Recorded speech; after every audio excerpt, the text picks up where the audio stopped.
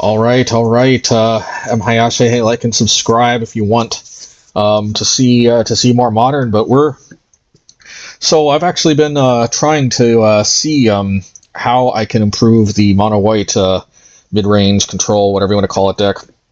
And Sarah Paragon was really fun and surprisingly serviceable in modern. You would think that at 4 mana it's a little bit too clunky, too unwieldy. It's definitely been proving itself in Pioneer, and it certainly is playable in Modern. I was not necessarily expecting it to be playable, but it certainly is. But the thesis statement of this deck, this league, is going to be we are testing to see if we might be better off just with good old-fashioned Kaheera. We also get to move the Get Losts into the main deck. And I kind of like that because I do realize I'm a little soft to Planeswalkers. There aren't that many seeing play in Modern right now, but it sucks like if a Keto or whatever, Being of Nightmares, just goes completely unchecked. I do see that sometimes. There's this Eugene Eye of the Storms or Ujin Eye of the Storms. There's of course good old Karn Liberated. Actually, it was Karn Liberated more than anything. Not Karn Liberated. Karn the Great Creator.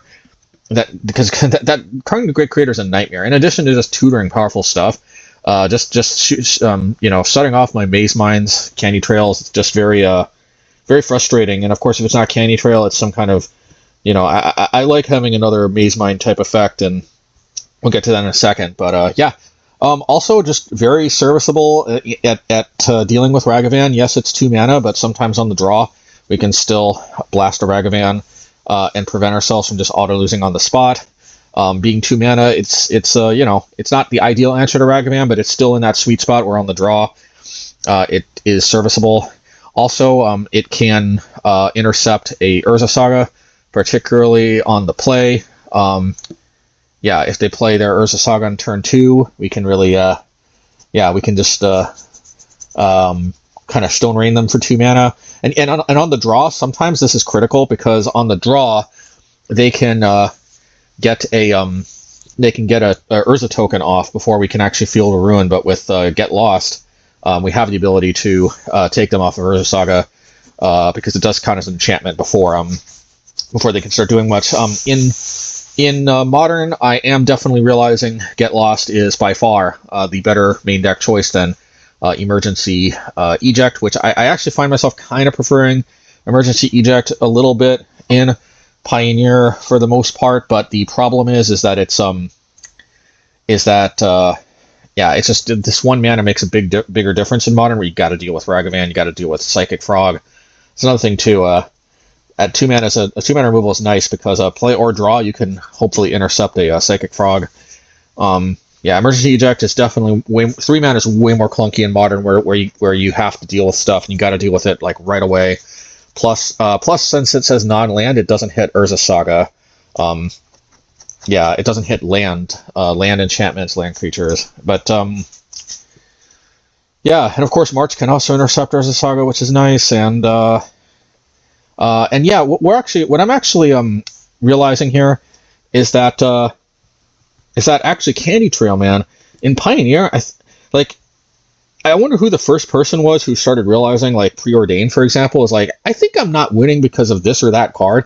I think I'm winning because of Preordain. And I'm kind of starting to think, maybe I'm winning not necessarily because of, like, wins. I mean, I am to some extent, but like the cards like Candy Trail, they can be real unsung heroes that you sometimes have to, you've got to like pay special attention to them because they seem more interchangeable. They're not flashy. They don't sweep the board and then flashily win you the game. These aren't like the running back that scores the touchdown. I'm not that big at football, but these are more like the or maybe basketball's a better example. These aren't like the person making the 3-pointers or whatever. This is sort of like the center, like Shaquille O'Neal or something, which I guess you also can't help but notice him, but you know what I mean. Like this is some kind of forget the sports analogies. This is a player that isn't necessarily scoring the scores, but this is a player that's setting things up for everybody else. Scry 2, as long as we can correctly identify which cards we need and which matchups,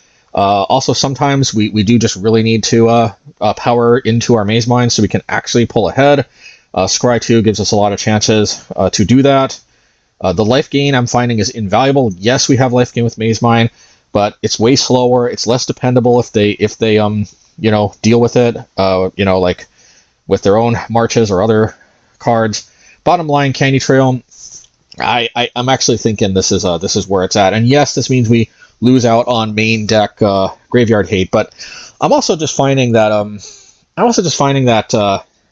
a good chunk of the time, like that Flage the Untouchable, not the Untouchable, that Titans of Fury's Wrath or whatever. I'm finding that card, it's just a good I'm finding like 75% of the time they're playing it, and then they're consigned to memorying the trigger, or they're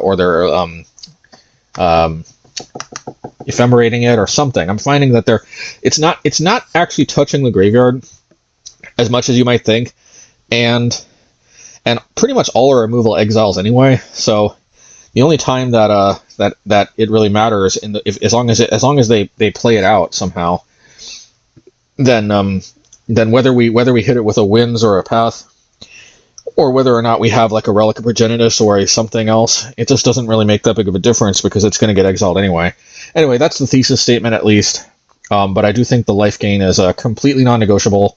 It's a very, both the life gain and the Scry 2 are incredible unsung heroes, and that's basically the idea. And the thing about Kaheera, I also think Kaheera is a kind of an unsung hero too. Unfortunately, this takes the spot of the mountain that normally would have been here, which means we can't really fire off our high noons. But I think it might be a price we're willing to pay, because unlike Pioneer, and I could actually try this in Pioneer too. I mean, even in Pioneer, we have the option to pitch it to March. We have the option to discard it with Restoration for extra value, or just play it out. But I actually think that those are a bit marginal. What I really like in Modern is that this is just a super, super good pitch to Solitude. Essentially, once you get to 3 mana, you have the option to basically just kind of bank. Like, for 3 mana, you pretty much turn Solitude into, like, not only costing no mana, but basically just being a straight-up free source to Plowshares for the rest of the game, as long as you don't have to discard to hand size or something later on. But, like, for 3 mana, as long as you've got this in your hand, Solitude is just a free removal spell anytime you need it. Because this was an extra white card you just summon out of nowhere, and yeah. But another cool thing too is that since Solitude is an elemental, this does actually pump it up. We're not playing this by virtue of the fact that we have no creatures, which is what we would be doing in Pioneer essentially if we went that route. Instead, we are playing this by the virtue of the fact that the only creature we play on the deck, other than Restoration, which doesn't count as a creature on the front end, but the only creature we technically play is Solitude, which is an elemental. So anyway, yeah, I just really like, more than anything, just the ability to get value with Solitude, or rather, I should say, not lose value. Now, of course, hard casting Solitude is always going to be, what we want to do if we have the mana, but being able to pitch Kaheera, I think, is just incredibly valuable. And then if we don't end up pitching it, we have the option, but it is cool though that we have that option to pitch to Solitude. But then if we don't, we still have the ability to just pitch it with Restoration, or March perhaps, or just play it as a value creature. Most of the time, playing it as a creature is not as good, because with 4 castles, a lot of times we always have the ability to pump out creatures anyway. But anywho, since we are playing no graveyard hate in the main, I think we make up for it with playing just a extra crazy powerful graveyard hate spell in the form of Rest in Peace. Because I'm just seeing this Abhorrent Oculus card.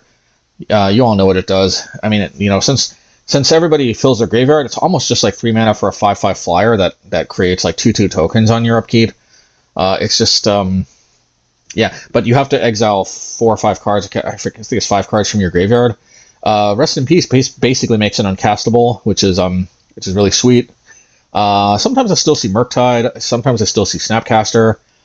And Yeah, rest in peace. Just a very powerful card. You know, one thing though that is a little concerning though is I actually need white mana, and there will be some times where I only have colorless mana. Like, you know, I have like a field and candy trail, and then, you know, maybe I don't draw another one. So that is like something in favor of like a relic or a unlicensed hearse or something. That being said, it's hard for me to pass up just the raw power of rest in peace, just being able to just exile, you know, graveyards, not have to worry about it. Um, it's also a little bit of a dyssynergy with restoration, but I find restoration is um you don't need the graveyard ability for this to be a solid card. It still ultimately is a basically a 3/4 that generates value if it lives. Vigilance for 3 mana. Granted, you have to wait a couple turns, but it also draws a card. This is still very much serviceable without and even a good card without the graveyard synergy. So it's a little bit of a non-bo with this with restoration. But since we're not playing Sarah Paragon, I think we can afford to play Rest in Peace. And of course, High Noon.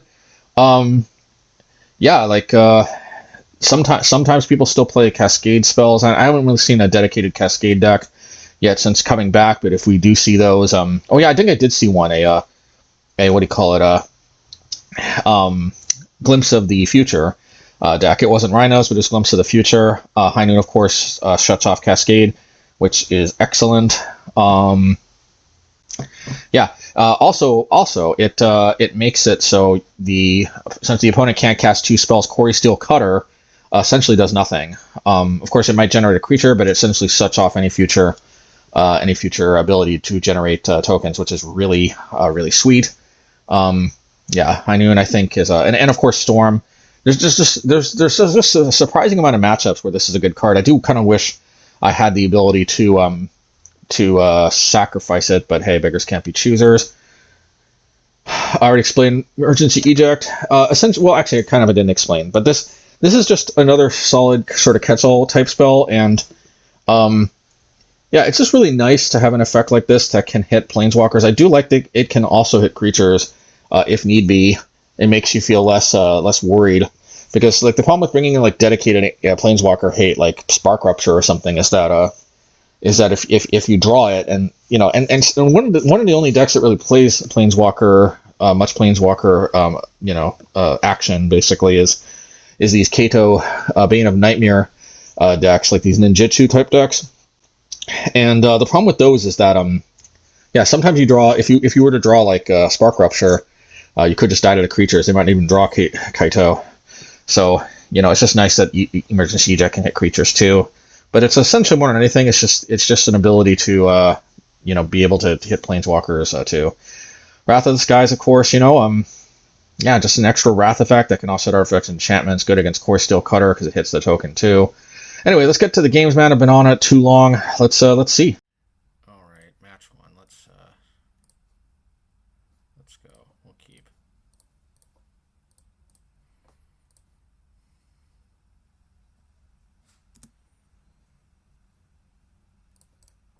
Yeah, might as well.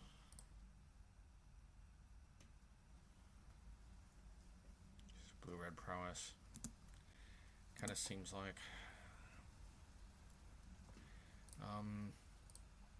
Yeah, I don't see them play Spell Pierce much. If they got consigned to memory, they got consigned to memory. So, oh no, it's this. It's the new Affinity deck. I think we got to dig to a Wrath of God. This is probably not going to cut it.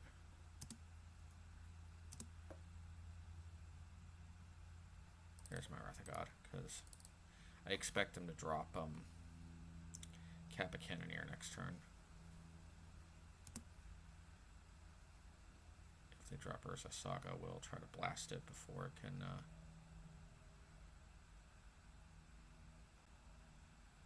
Okay, we might want to path in response to this. I think we will. This way they won't get it back later on, and they won't be able to make any more tokens unless they've got something at instant speed. Yeah.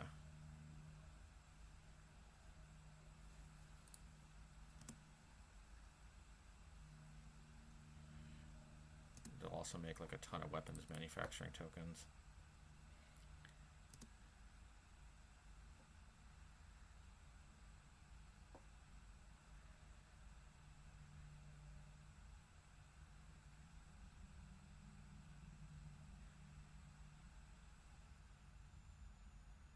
Salvage Titan.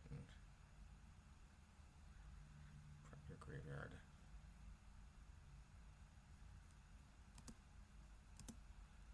Okay.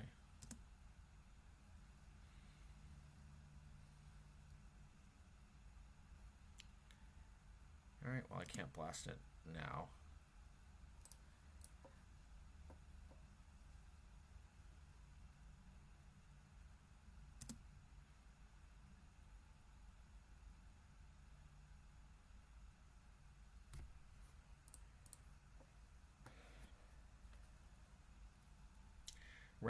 I'm going to save the Wrath, because if they draw a Kappa Cannoneer, that's going to be capitastic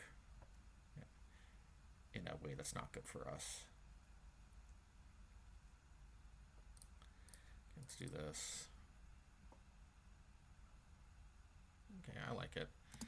I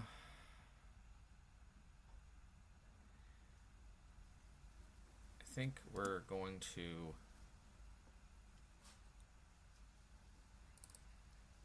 We're going to start off by playing Path to Exile, because we want to play around. Yeah.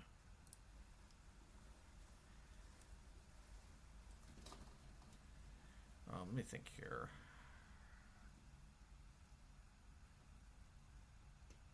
They could, in theory, do double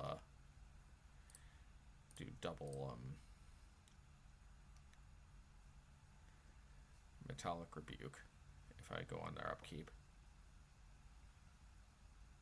It would be better to wait till their upkeep so that the land, I assume they've got a basic island as well, comes into play tapped.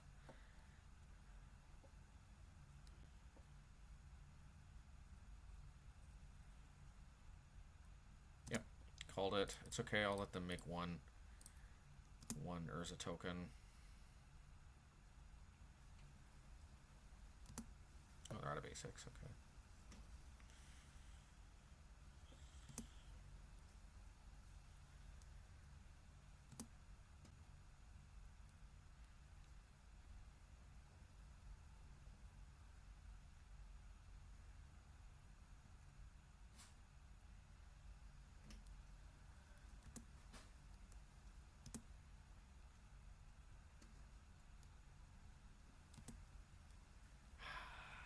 Should I scry? I think I will, because I'm worried about losing out.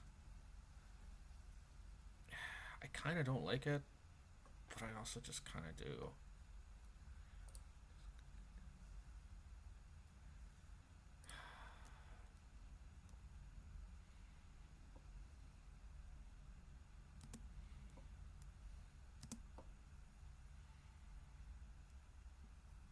I'm worried about getting smacked with a Pithing Needle, so I think I will do this. Hopefully I don't have like Tishana's Tidebinder or something. Okay.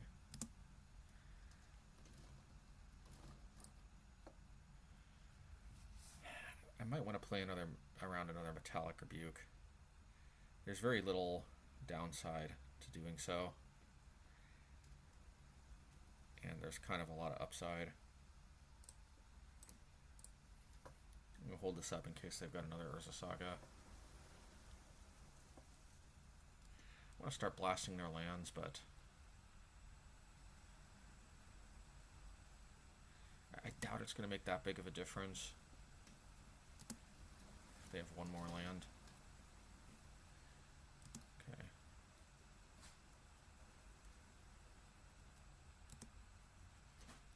I'll probably just draw a card at end of turn if they maybe I'll do this now,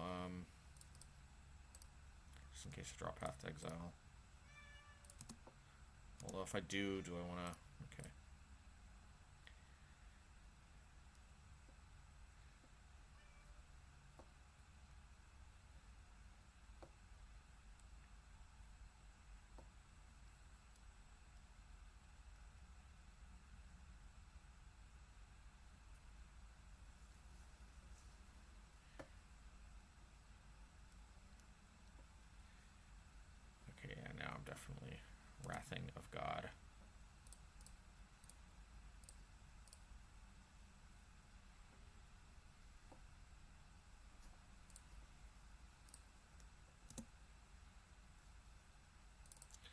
Hopefully they cannot really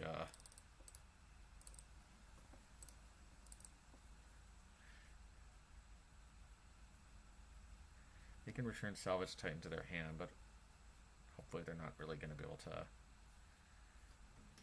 play it again.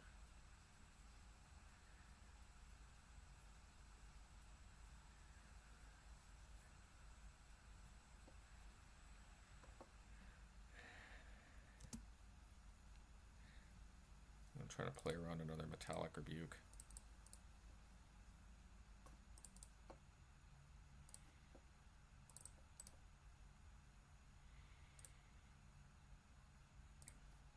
I'm going to do this, because this is just a very good pitch.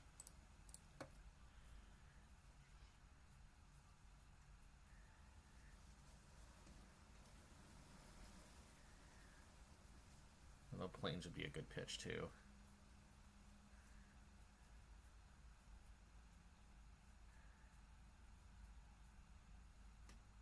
Okay, hopefully they either can't kill me this turn or I can blow up the Engineered Explosives.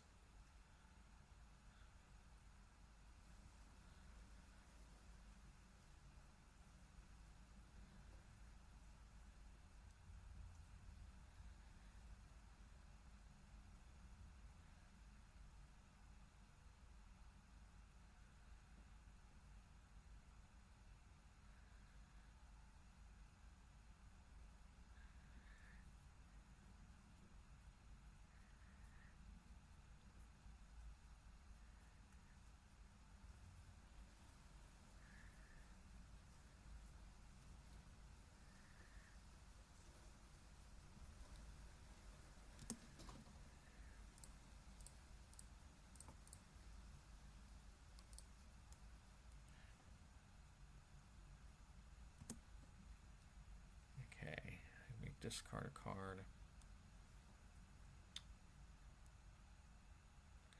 I know I was planning to discard Kaheera, but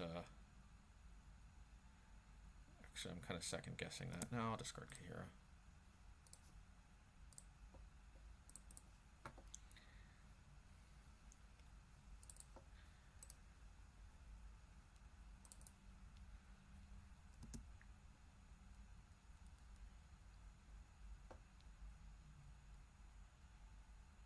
Arcbound Ravager, okay. Can they make one more munitions token?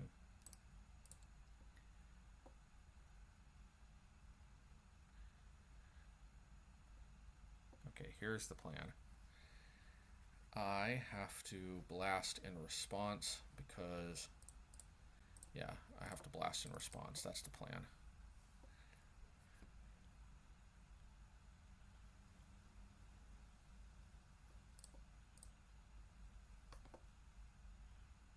Hopefully they can't kill me in response.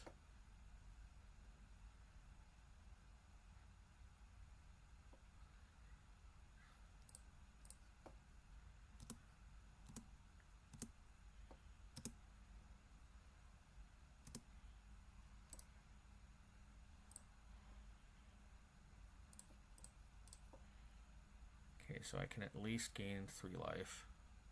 It's very important. Might as well do this. But what if they draw Urza Saga? Oh, I gotta do this.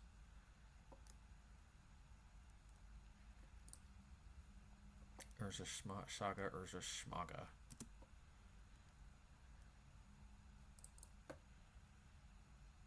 So 5, 6, 7. I may want to keep this in hand because I guess I got one more in my deck to pull out.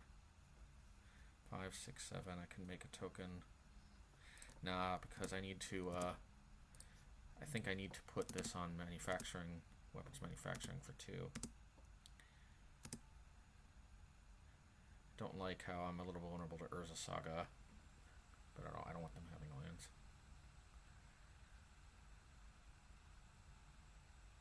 Not too keen on them having lands. Okay.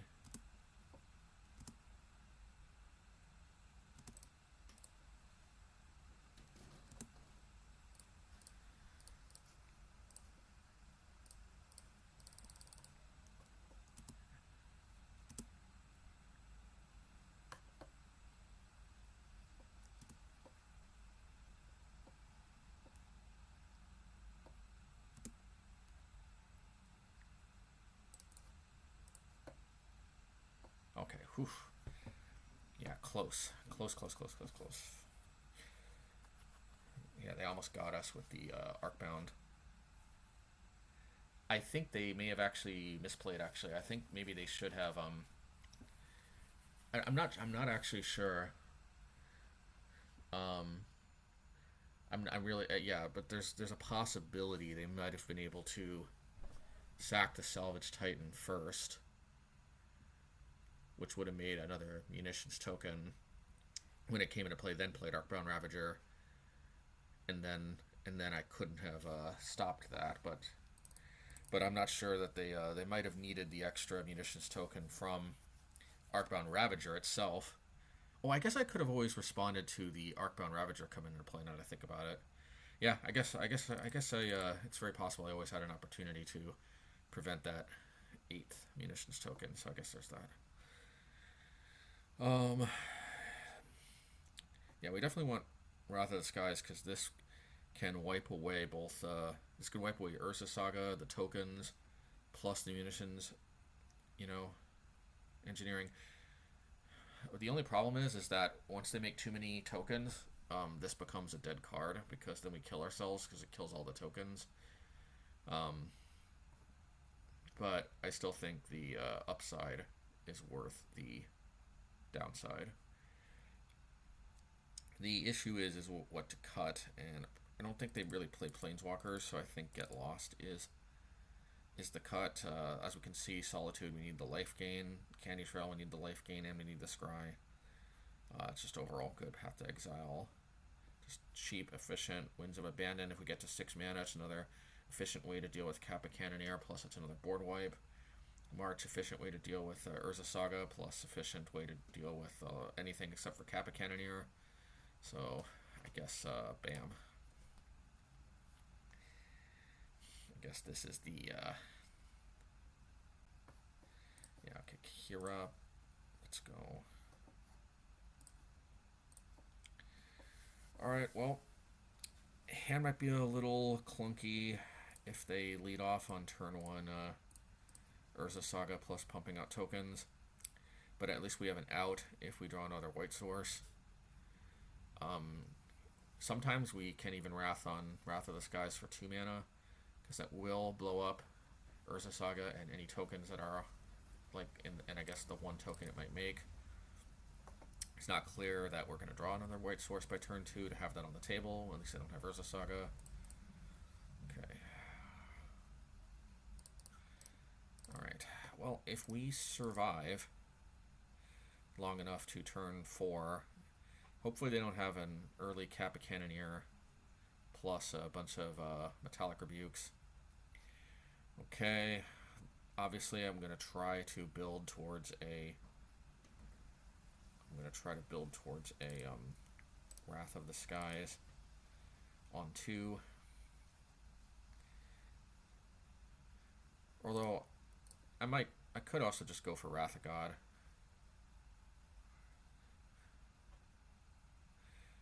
It's pretty much the same thing. Although this is better against Kappa Cannoneer. Well, since I can sweep Opal away.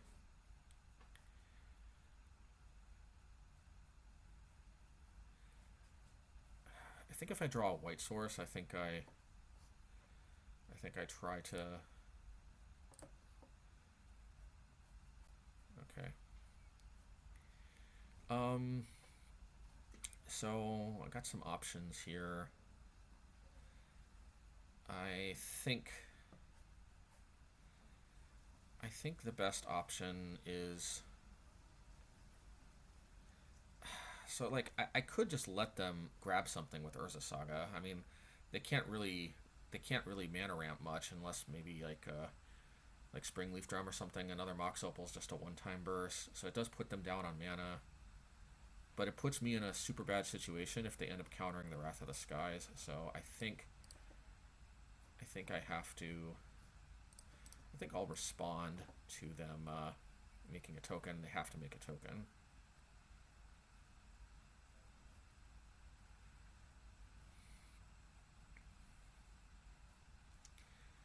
I do think I saw them play some way to counter an activated ability once before.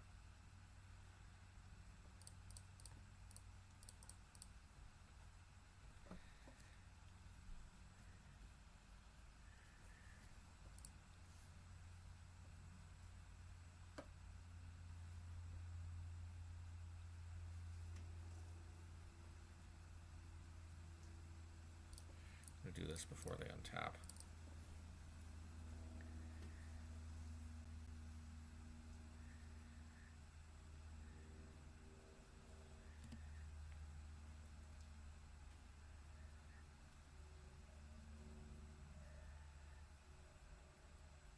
Capicani. Okay. Well, at least I'm on schedule for Wrath. Not Wrath of the Skies, but actual Wrath of God.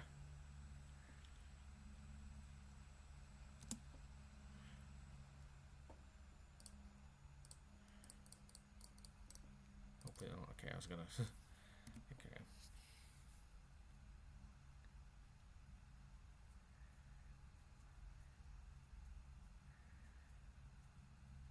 Okay, I might Wrath of the Skies just to be efficient, maybe.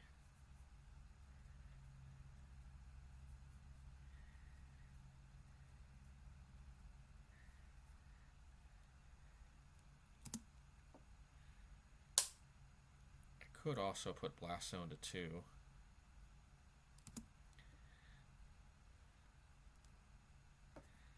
This actually might be even better.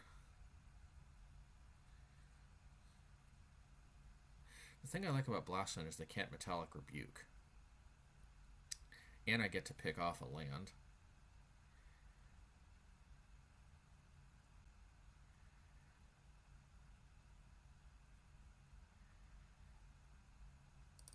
I really just don't want to get got by Metallic Rebuke.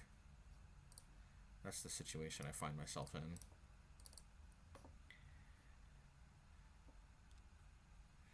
I can always keep Solitude in the pocket for, you know, if things get out of hand.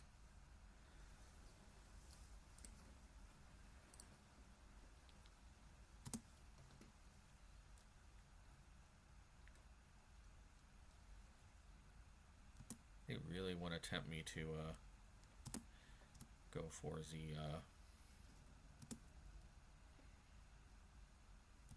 Wrath of the Skies.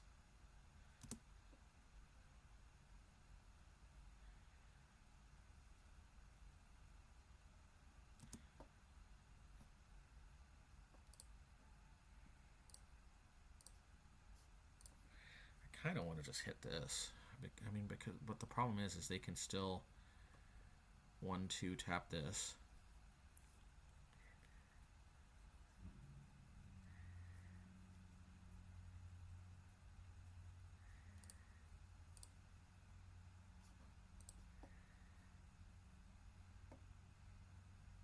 Well, that was clearly a misplay.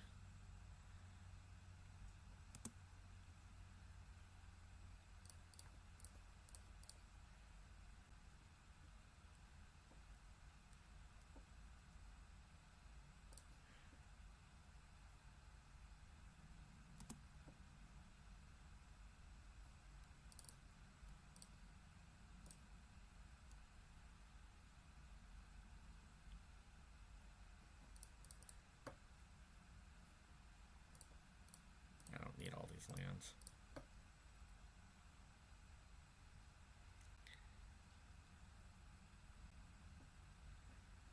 Maybe I should hit this. I don't know.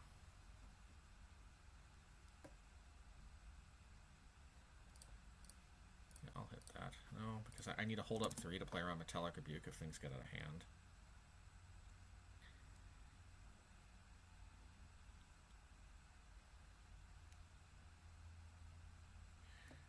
Yeah, and they anticlimactically just concede.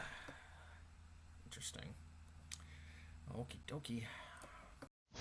Alrighty. Match 2. Let's go.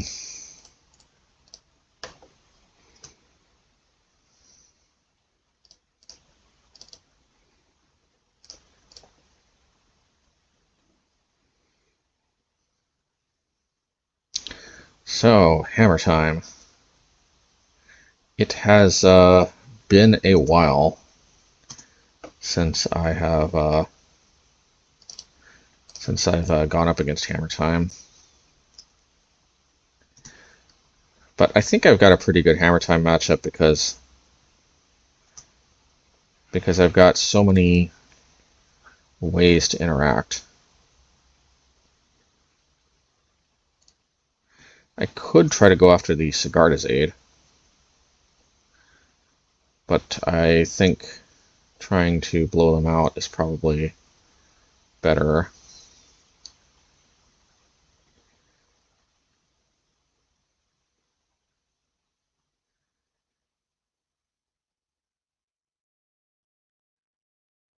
I don't know. It's been a while since I played the Hammer Time matchup. This just seems kind of too good of a an opportunity to just do that. It's a fairly valuable card. Okay. I think because we've got the Solitude and a pitch, I think establishing a board presence, granted a few turns from now, but establishing a board presence and potentially either mana ramping or getting a free Mazemind, I think is well worth it. Okay.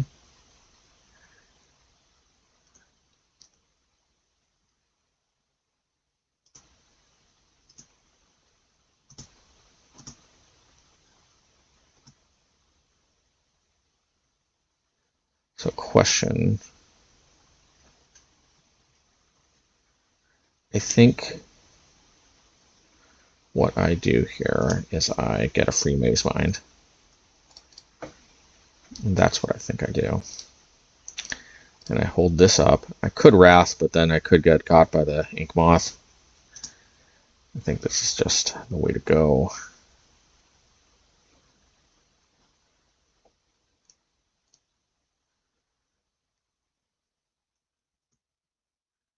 We have to play around certain, like they've got like indestructible type effects or that that card that yeah, there's multiple different, yeah.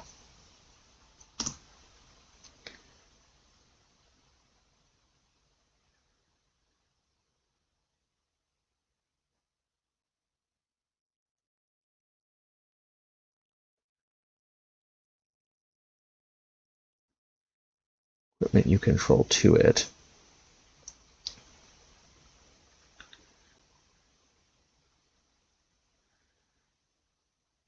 Okay.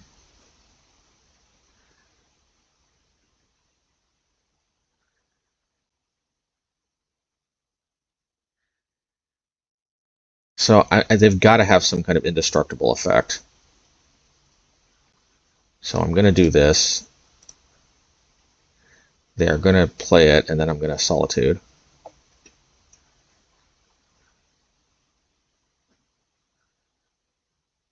Okay.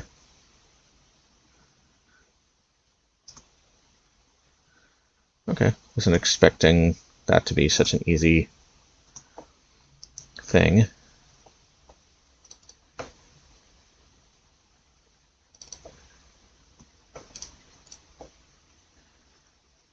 I don't want to just go for this now because I am worried about those indestructible effects they have.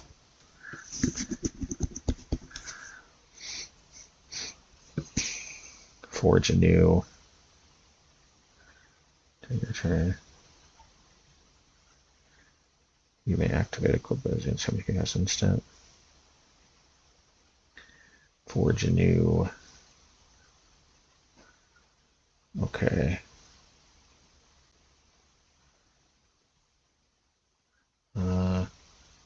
Yeah. I think this is fine.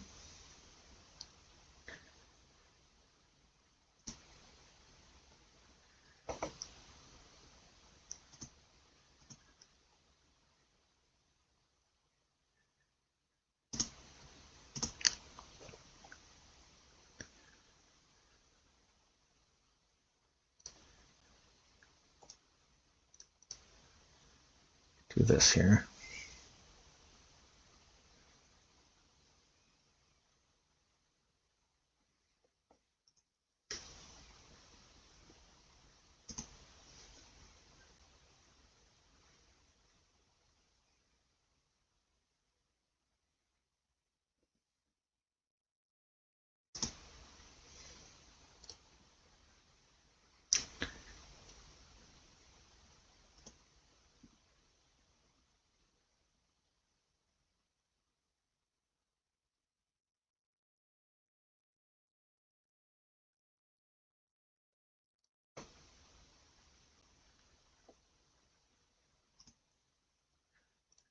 Okay, I have pretty much infinite blockers, so what I am going to do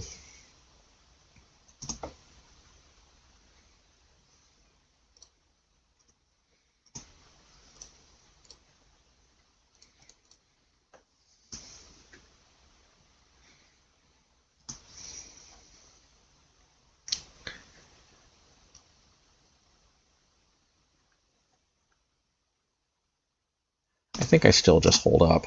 I mean, it was tempting to go after Silent Clearing, but I think I'm content to force them to have to search for some type of Shadow Spear or something.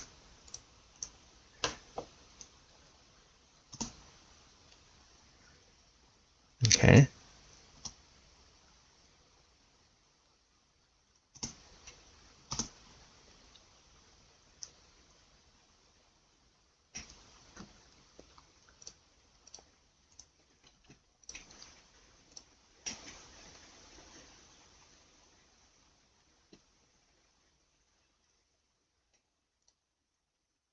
A little anticlimactic. Well, sure, they had some kind of trick up their sleeve.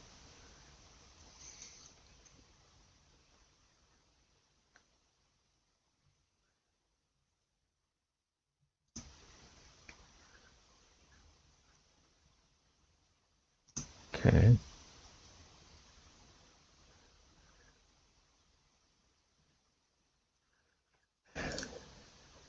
Yeah, actually, we get a double strike trample. Okay.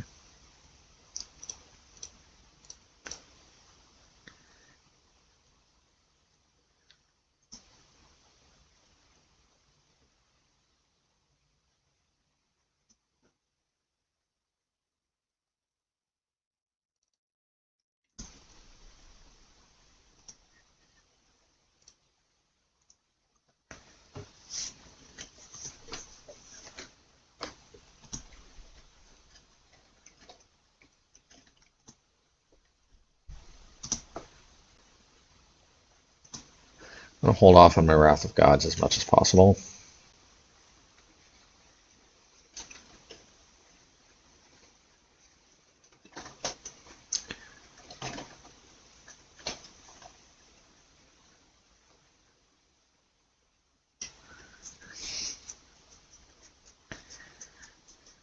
I'm not gonna fall for their tricks. I wanna.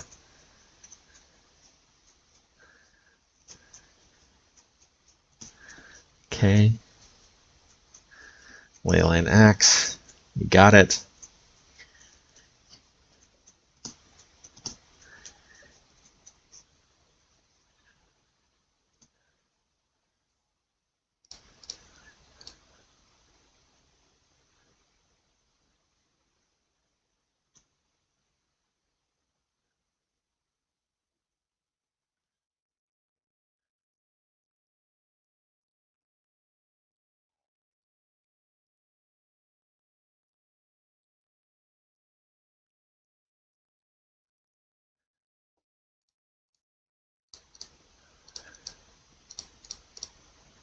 I don't know. Maybe I shouldn't have shown my hand too early, but they did use their free equip. So, boom.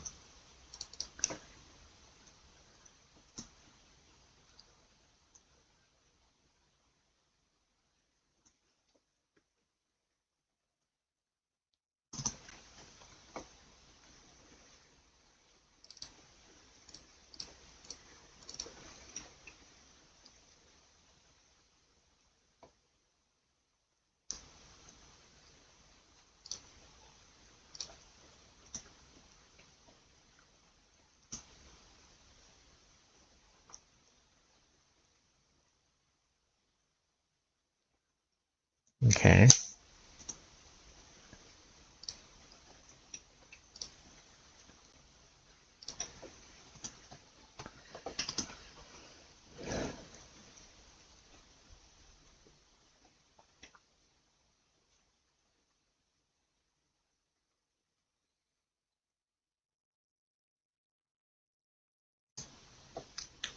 I'll probably take it if they want to axe me. I'll put this on 3 now that they killed my They killed my Eiganjo.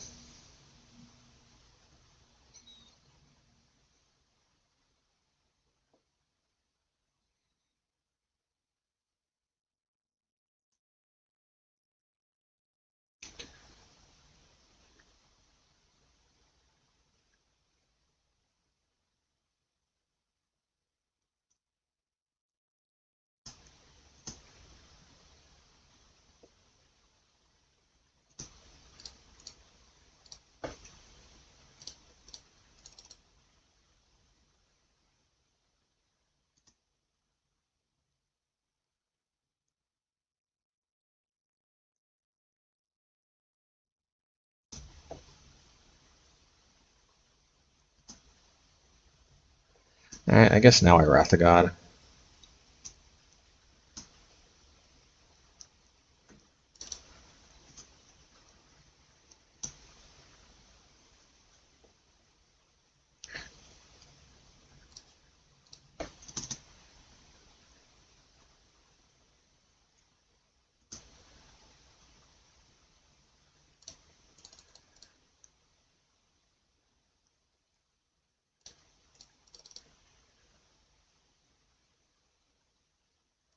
Alrighty.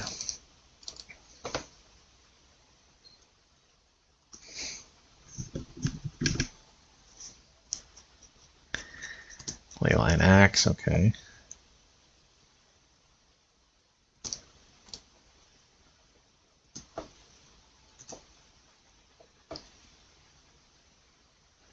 Yeah, I think what I do is I discard this, go get Blast Zone. Go get this. Go get this. I think what I do is I actually just put this to hand. And then I discard this, I think.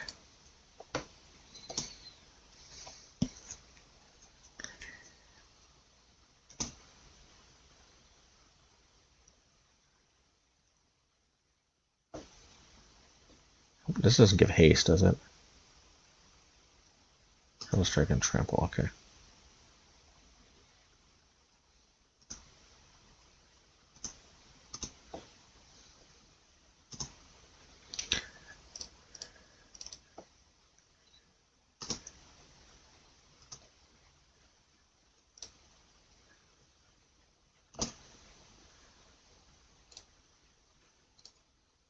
Definitely blast someone.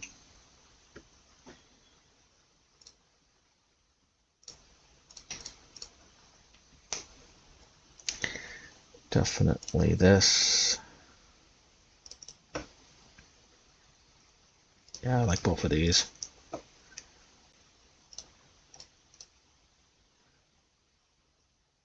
Except I think I messed up because I think I should have put the other one on top, but let's go.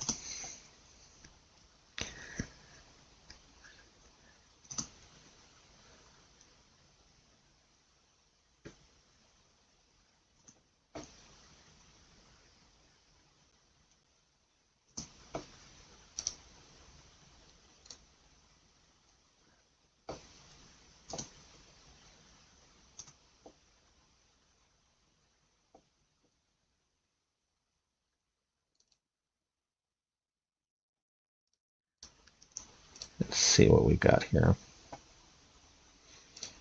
Yeah.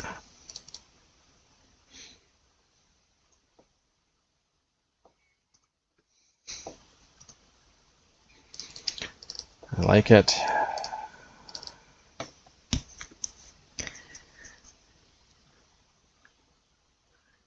I like it.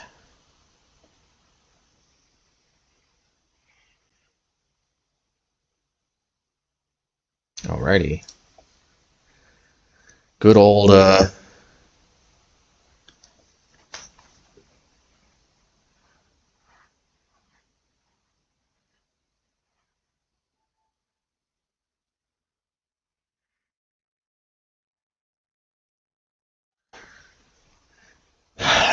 good old Wrath of the Skies, I think, is I don't think they really play any planeswalkers, but I'm a little bit weird about Nihiri the Harbinger, but it will obviously keep Get Lost, and hopefully that's enough if they do have it.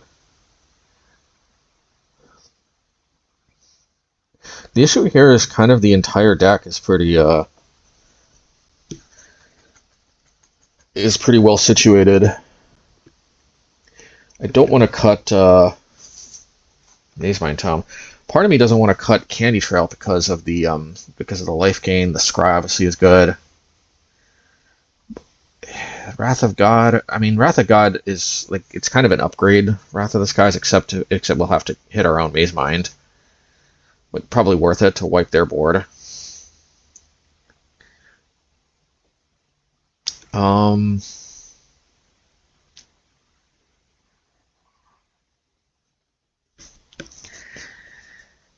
Candy Trail. I like Candy Trail, but I am gonna say Wrath of God is better than Candy Trail, and I think all these other cards are better than Candy Trail. They're all good, and I almost never like cutting Candy Trail, but it's just, yeah, at the end of the day, there's really nothing else here to cut.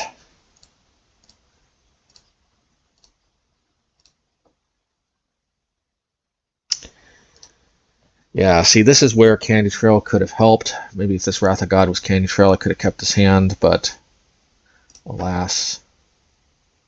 And instead, I'll just mulligan, and this hand seems reasonable. Double Blast Zone is nice.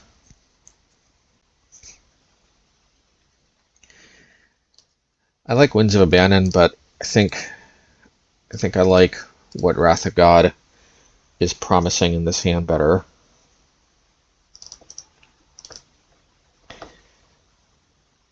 It is worth noting, actually, last game we could have played Get Lost on Forge Anew, which might have been better. We do have the option to play Get Lost on this. I think I will take that. Oh, wait, no, I can't. I can next turn, but not this turn. Okay.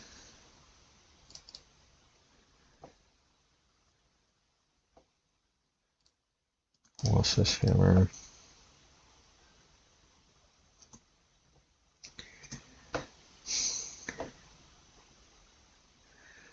I think I'm going to play Get Lost on this. I mean, they could get me potentially, but okay.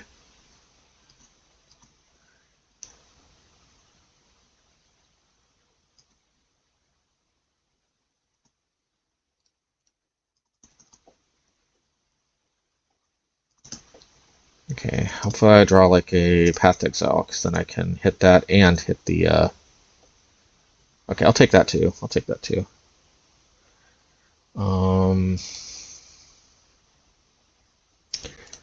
Do this now before anything gnarly happens.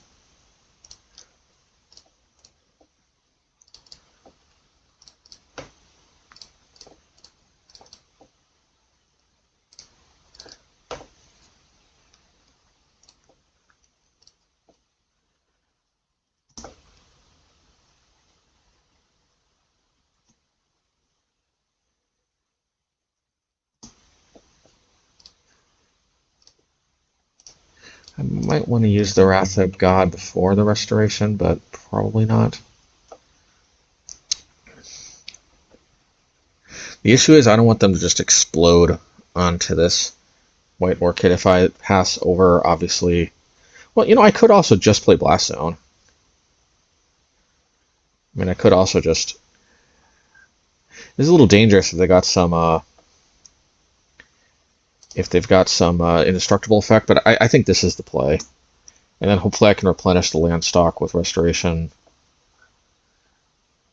Okay. Inkmoth Nexus.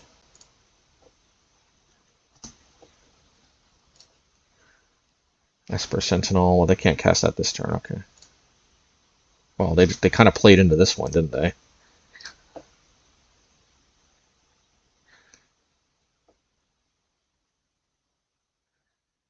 Should I? Yeah, I think I should.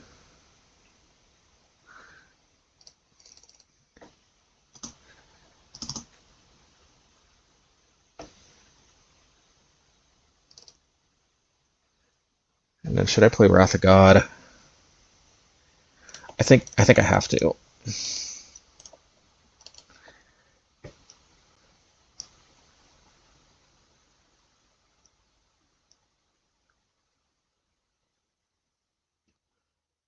Okay.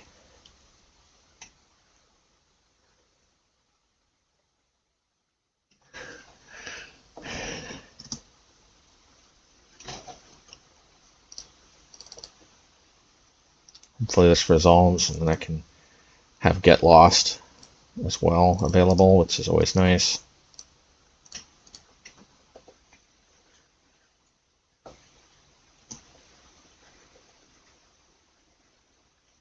Why did they attack with Ink Moth?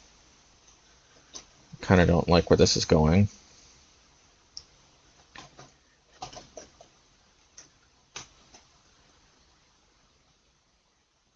Okay.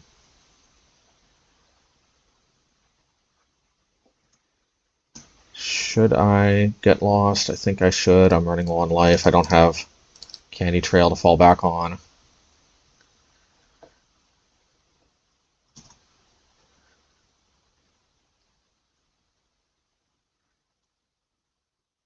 I guess I am at risk. I'm at risk, but I have to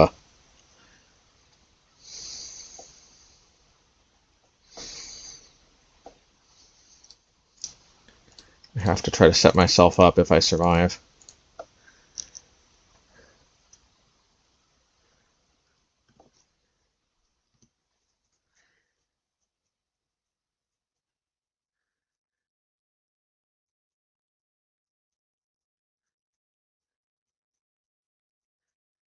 Elisnorn, okay. Could have been worse. Could have been worse. I don't think it is flying.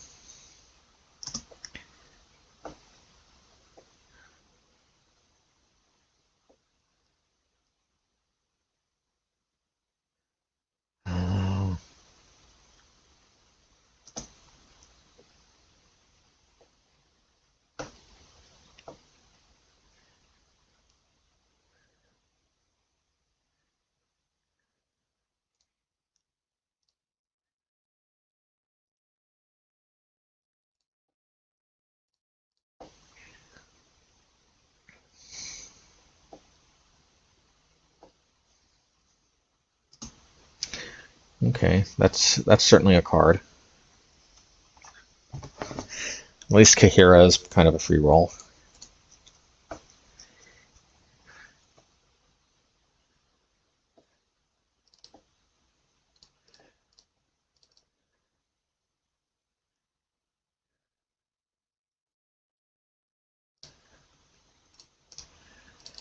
We do have a potential blocker, so there's that.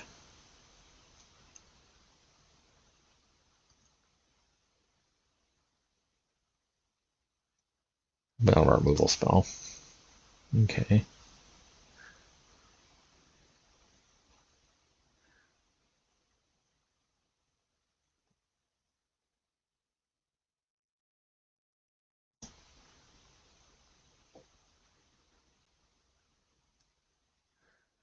Let's do this.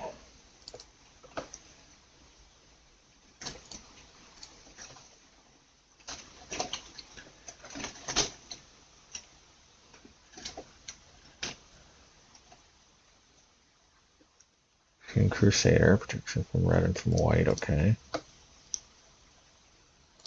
White Orchid, oh, okay. Hopefully I get another Wrath or a Winds of Abandon would work too. I do have outs, but not a ton of them. Or I think what do you call it? Wrath of the Skies would work too. Let's see here.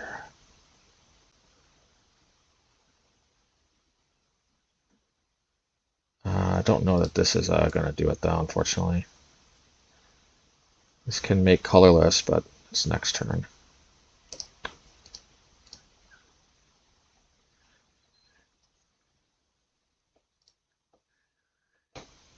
I wonder if I should. I can't imagine.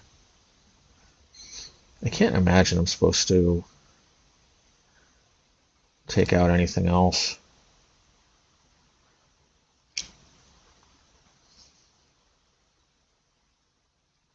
Yeah, 12 Wraths.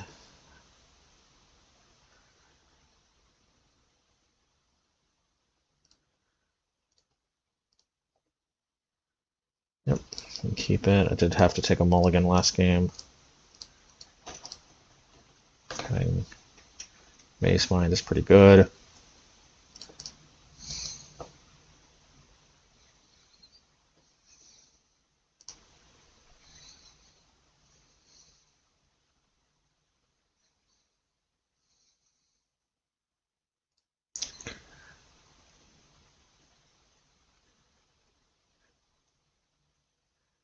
Esper Sentinel.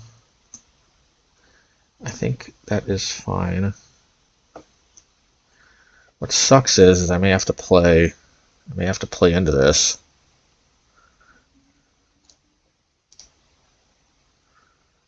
No, not really. I can path to Exile.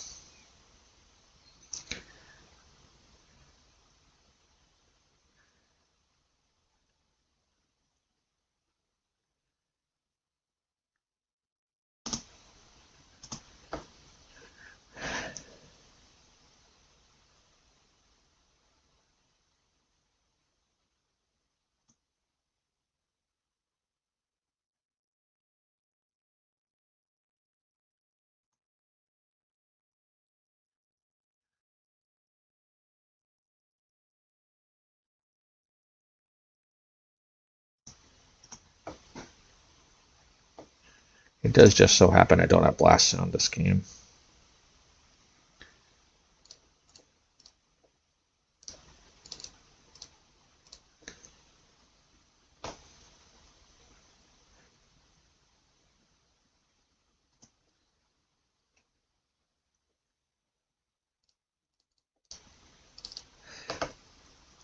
Okay.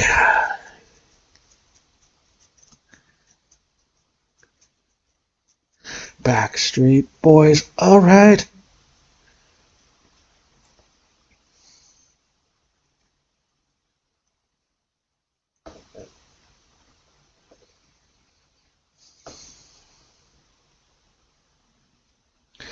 Okay.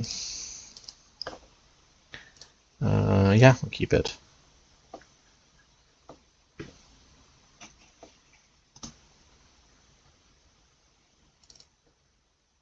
I see little downside to putting Kaheera to hand.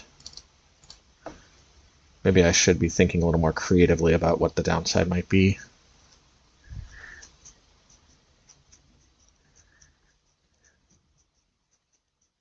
Okay, well, this is where Wrath of God hopefully comes in handy.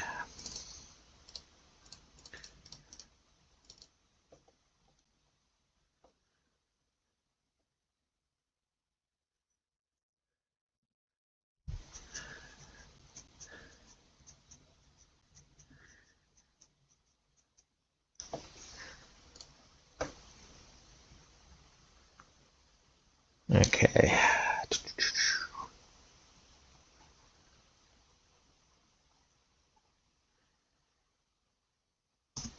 I don't really have any damage-based thingamadoodles, so...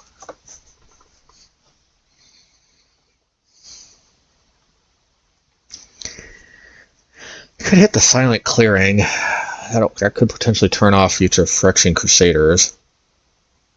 This could be pretty good.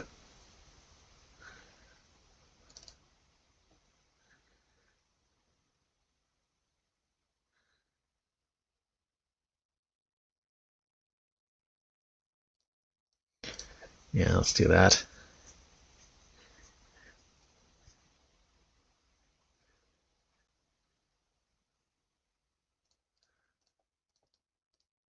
If it wasn't for Phyrexian Crusader, I'd think this is too cute, but Phyrexian Crusader is a pretty scary card. Being able to both turn off a way to draw cards and Phyrexian Crusader potentially seems pretty good.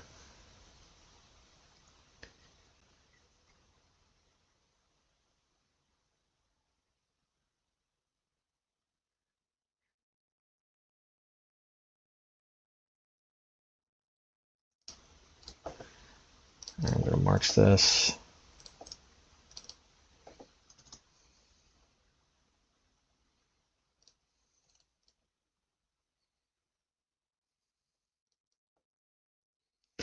Now, should I play the Kaheera or should I pitch it?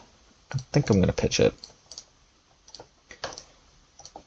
Kaheera just doesn't really do all that much. It's just a really, really good pitch for the most part.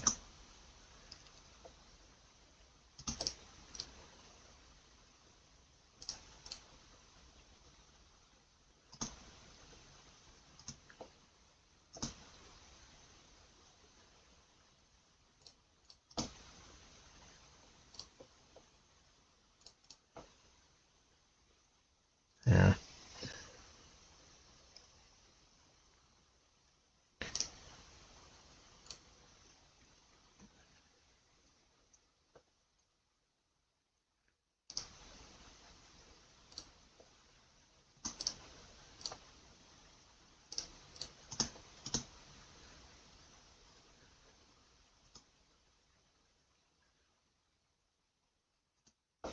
Okay.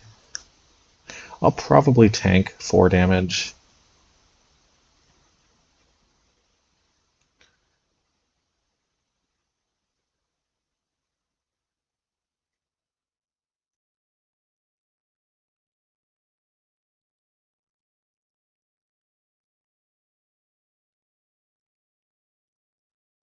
Yeah, I'll tank 4 damage.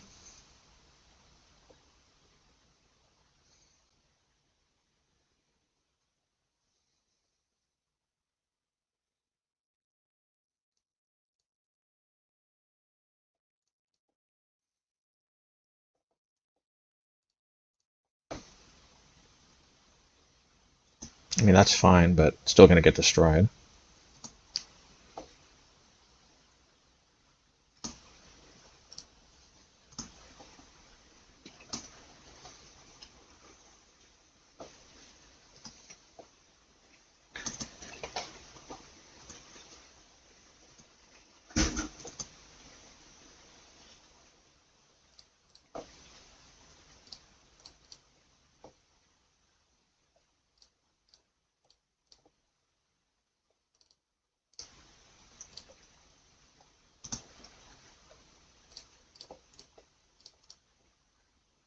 Yeah, might as well.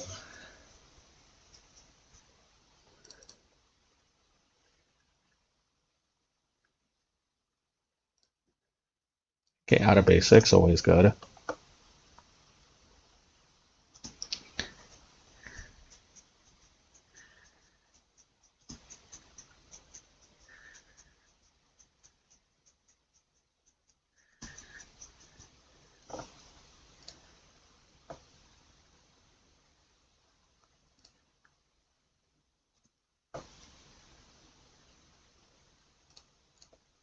White Orchid Phantom isn't that bad.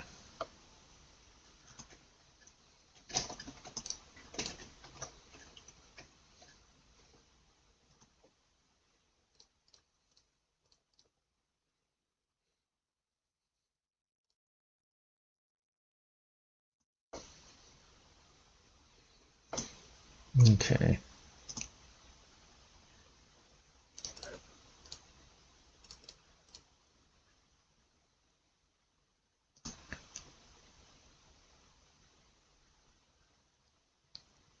Okay, I'm a little bit confused by this. Okay, I see. Yeah, how about no? Pay. Let's do this because this way we can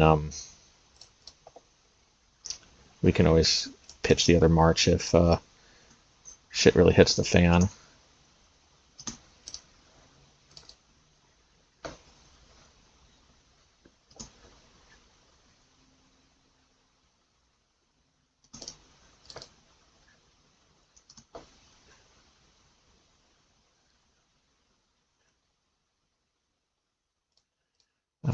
I'm liking it, McDonald's style. I guess McDonald's is loving it. I'm liking it, but am I loving it? I think I'm loving it. Architect is just like the perfect mid-range type card. Like it's card advantage, potentially buys back stuff from the graveyard, so potential card quality, and it's just a pretty darn good finisher. Of course, I've got Castle to fall back on, but yeah, all right. Well, that's Hammer Time for you. They can get you they can get you, of course, but and they did get us one game. But I have to imagine if any deck has a good matchup against Hammer Time, I have to imagine it's the Solitude, March of Otherworldly Light, Get Lost, which can also hit Urza Saga, Path to Exile for 1 mana instant speed, Wrath of God, what's that card called again? Wrath of the Skies out of the sideboard, Winds of Abandon, that's what it's called, Winds of Abandon in the main deck, which is probably one of the least impactful cards in this matchup, but nonetheless potential efficient spot removal, albeit at sorcery speed or 6 mana Wrath, one-sided at that. So it's like, yeah, and all of these removal spells too all don't care at all about power and toughness. So yeah, I have to imagine if there is a deck that that has a good Hammer Time matchup, it is probably ours. Yeah, okay, match 3. Oh yeah, and I forgot to mention also in the Hammer Time matchup, we also have 8 fields, and of course Blast Zone. Blast Zone is kind of redundant with all the other effects we have, although it's albeit one of the strongest ones because it's a sweeper. But yeah, but the 8 fields also means that we're never necessarily that out of luck against Urza Saga. Ooh. Uh-oh. Well, it's a good thing we got the turn 1 Path to Exile. We are going to risk Spell Pierce because A, I don't see it that much, and B, we also end up incidentally playing around, what's that card called? Force of Negation. Yeah. Because they can't cast Force of Negation on their turn. So it just really, yeah, it works out better to cast that on their upkeep. Plus, they can't use their island this turn. Seems like a good deal to me. Hopefully not another Tamiyo. At least we got to Get Lost if it is.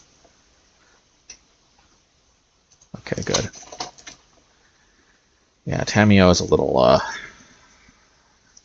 concerning. Let's just put it that way. So, choices. This made the choice easy. I was going to say the choice was Candy Trail or Hold Up Get Lost. I was going to Hold Up Get Lost. If they want to Force Negation, at least I 2-for-1 them. But plus, I might be able to actually because it exiles. Ugh, I wish it didn't exile because then I could buy it back with Restoration. But anyway, okay. This is huge actually in this matchup. If the Mazemind resolves, it's potentially 4 cards. Yeah, I was going to Hold Up Get Lost because the plan used to be I was going to play Restoration. Wu-Tang Librarian? What are they going to do? I hope that I'm playing that Librarian Owl card because that's actually a little difficult for us. It's card advantage, plus it messes with our Field of Ruins. Yeah, so we're going to do this. We could have played Restoration, but it's just I think we want to. Yeah, okay. Get Lost. Yeah, maybe this and this. Yeah, we want to get maximum value out of Mazemind Tome because they do have Flame of Anur, and we want to start drawing as many cards as we can because they do have an answer to Mazemind Tome. That's the essential. Yeah. We can play Restoration when we also can crack our Mazemind, but we definitely... Subtlety, okay. I think I'm inclined to play Get Lost, just because it's mana efficient. If they... Okay. We don't really play that many Planeswalkers except for Tamiyo, but even as a Planeswalker, Tamiyo costs 1 mana, so we could Blast Zone it. So I'm not that worried about getting got by a Planeswalker. Maybe I should, and if I do, I'll have to factor that in, but okay. Yeah, if they had Force of Negation, they 100% should have Force of Negation this Mazemind, and that, that may end up costing them the game. They can win, obviously. This is not like an unwinnable matchup for them by any means. Nor is it a slam dunk for us, conversely. I don't think they play main deck.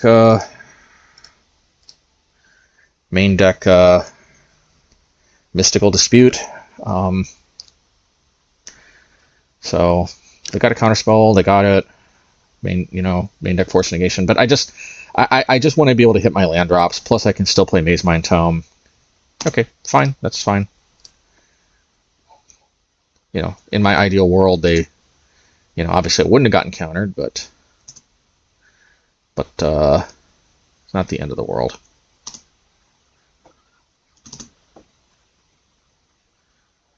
If we let the game drag out a little bit and they naturally draw more islands, then these fields might get more bang for our buck when we start cracking them, but we'll see. This can be a bit of a grindy matchup.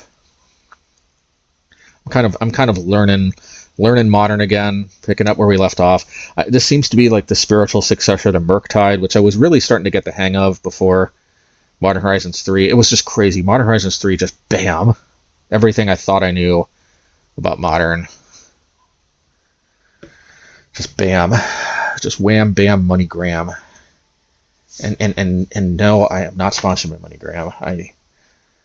Let's just say that these services that forward you money, you want to be very, very careful, to say the least.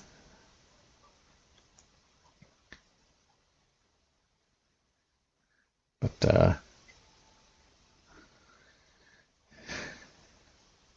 all right, Preordain. And you got a good advertisement when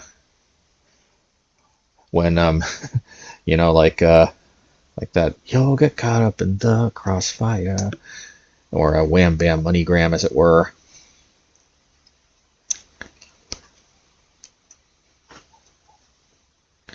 Quantum Ridley Scott.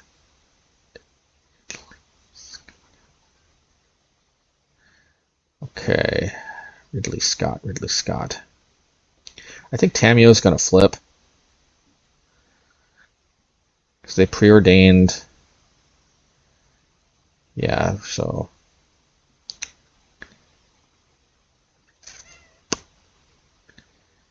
Yeah. The thing about Quantum Riddler is I kind of want to zap this before it gets out of control. So I think what I need to do is I need to Path. Path is less efficient, but the reason why is I might get lost to hit the Tamio. Hopefully they're at islands. I doubt it, but yeah, okay. Yeah, because if I hit the Quantum Riddler right then and there, that's okay. Yeah, if I hit the Quantum Riddler right then and there, then they can't flash it back, or whatever you call it. Hopefully I just naturally draw a land, because, let's see. Okay. All right, let's see if we can some bang for our buck here.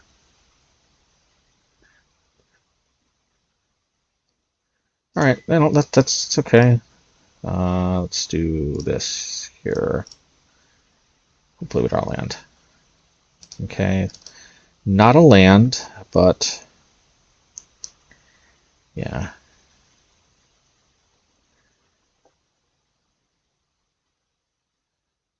They can return it instead of sorcery spell, probably counterspell. It's not a bad deal for them. Or they might want to keep taking it up. Okay, no, I agree with this one. Cash in some value, especially with Blast Zone sitting here. Okay, Raggy Taggy. I could Path, but here's the deal. It's too good for me to it's too good of a deal for me to potentially use Blast Zone, because then I sweep the Tamio away incidentally as well. Although I did like Castle Ardenvale. Anyway.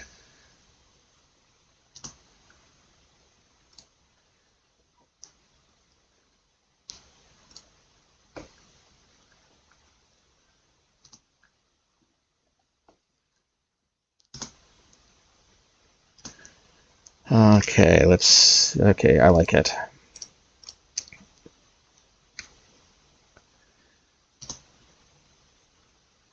They also showed me Counterspell, so there wasn't, you know, like... Maybe they would have played the Counterspell on the path, and maybe that was better than maybe them countering another Mazemind or a Solitude, but at the end of the day... Yeah, at the end of the day, I think...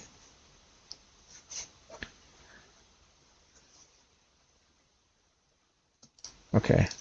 So I think what I'm going to do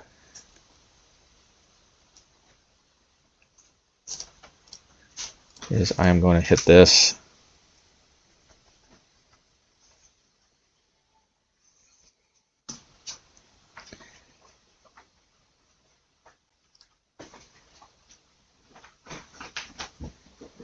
I think I'm going to hit this. They seem to be out of basics, which is very good for us, to say the least.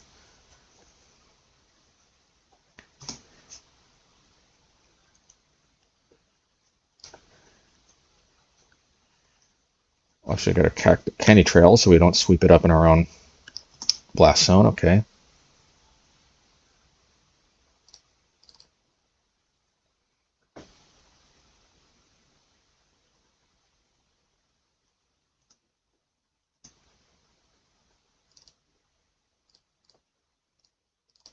I assume if they had a... What's it called? They would have used it by now.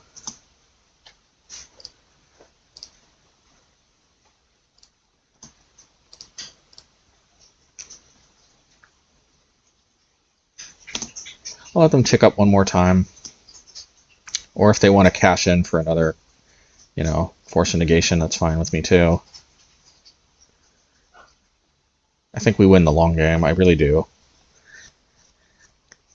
Their best so far, when they get me, they stick some kind of Solitude or that Wu-Tang Librarian, whatever.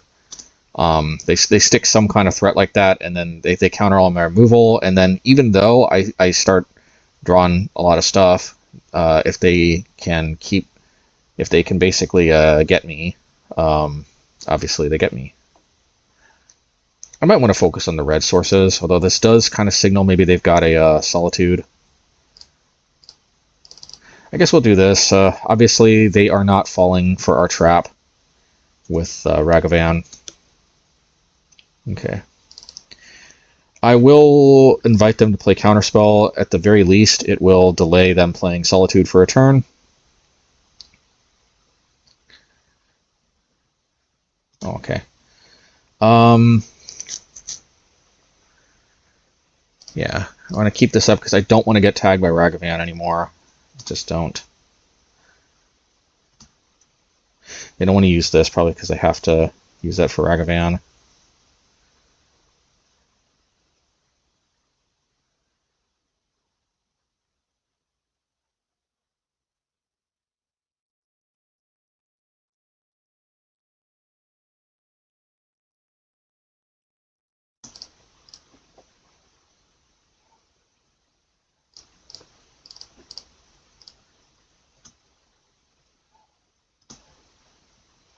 Okay. Should I put this to hand?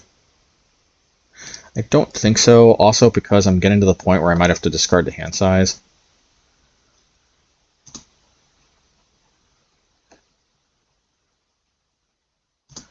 Preordain works for me.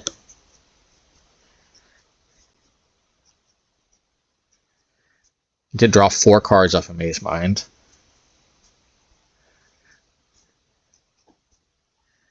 There is value in hitting their lands, even if it doesn't necessarily seem like. One thing to consider is that their Preordain, they might have wanted to put the Pluto Delta to the bottom, except that they are low on lands, if you know what I mean.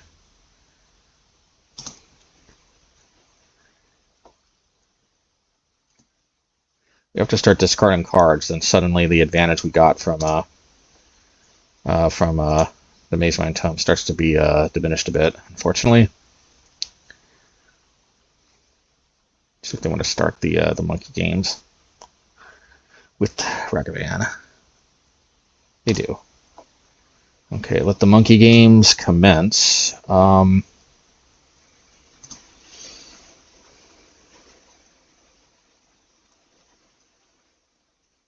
we pass.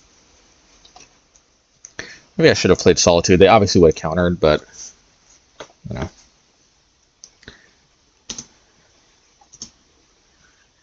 Okay, at least we got one more turn before we. Okay, good.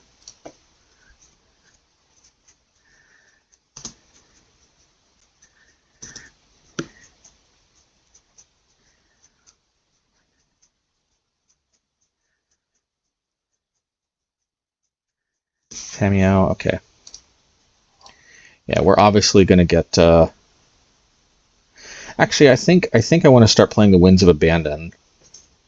I want to hold up the Solitudes for Ragavans.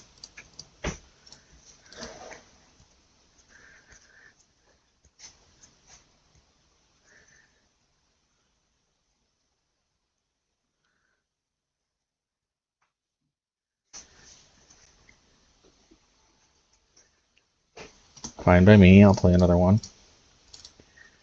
A Wrath of God might have been preferred, but I want to hold up Blast Zone for Ragavan.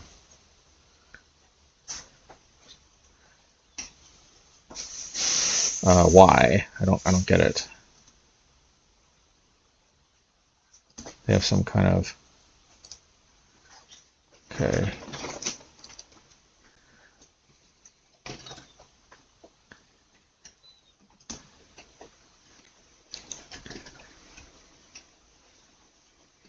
That's fine. Fine by me. Perfectly fine. Ooh, Quantum Ridley. So, yeah, let's go Wrath of God here. I don't want them drawing too many cards off of this. It would have been nice if I could have full costed this, but hey. Oh, that also makes them draw one less card because the ability isn't in play. So yeah, there's just a lot of reasons to do that. Kind of wish now I would have had played Wrath of God instead, but who knows.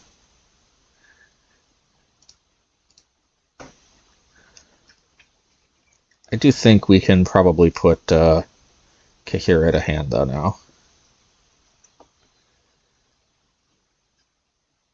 I don't know that we want to play it because I have a feeling it's just gonna eat an Unholy Heat. Although, what if they did just use their last Unholy Heat on their own Tamiyo? Kind of forgetting that I do have Kaheera. And wouldn't it be funny if Kaheera does go the distance?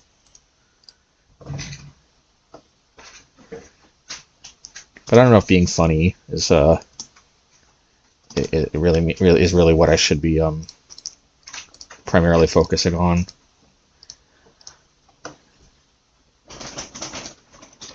Let's see here.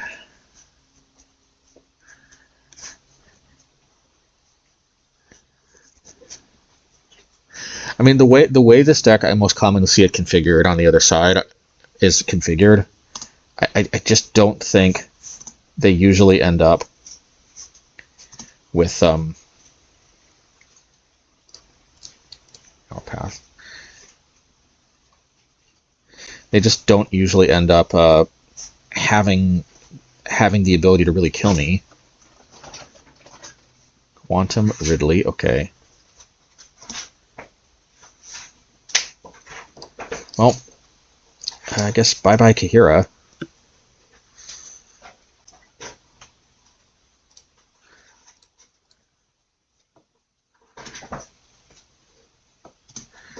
I think it's definitely worth it. They only draw one card instead of two. They can't cast it again.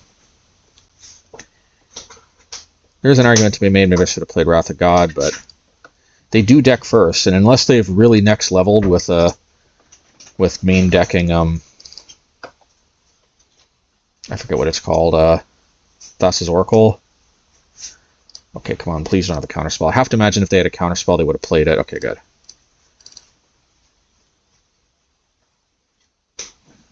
I want to play this so bad. Can I risk getting raggy tagged? No, I don't want to risk getting raggy tagged.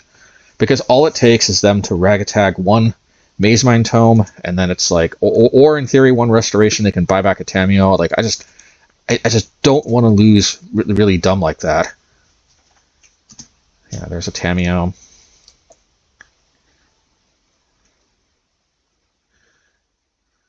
So they do have the possibility to Flame of Anur and flip it, I suppose. Let's try to get our Wrath of God off, since we, yeah, don't really have that many opportunities to really... Okay. Alright. Yeah. I mean, without some kind of trickery, I don't see this matchup. Now, interestingly enough, we didn't see any Snapcaster mages, but I don't know. I don't think they play it as a 4 of. I certainly don't think it warrants playing Rest in Peace. Maybe we could play Rest in Peace as like a 2 of, maybe, or even as a 1 of. But I can just imagine, like, I have to imagine me being able to snatch a Mazemind back with Restoration. It's got to make up for, you know.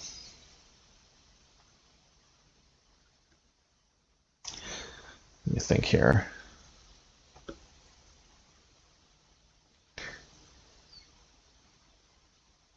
Yeah, ultimately, I think we're just kind of mainboarded.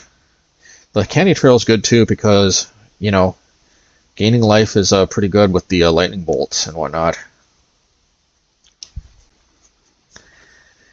Yeah, let's do it. I think I'm mainboarded.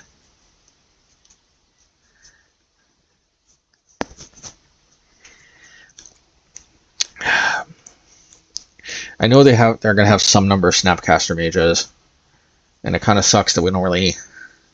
But even if I was playing something like Relic of Progenitus or something like that, I don't know that I don't know that I would have been able to have room for it, because I do think Candy Trail is pretty good.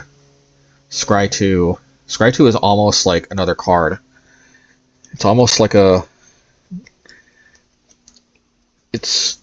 yeah. Obviously, Preordain is pretty much the same thing, but 2 less mana, and they don't gain 3 life. We don't have access to blue, but the life gain is not insignificant either.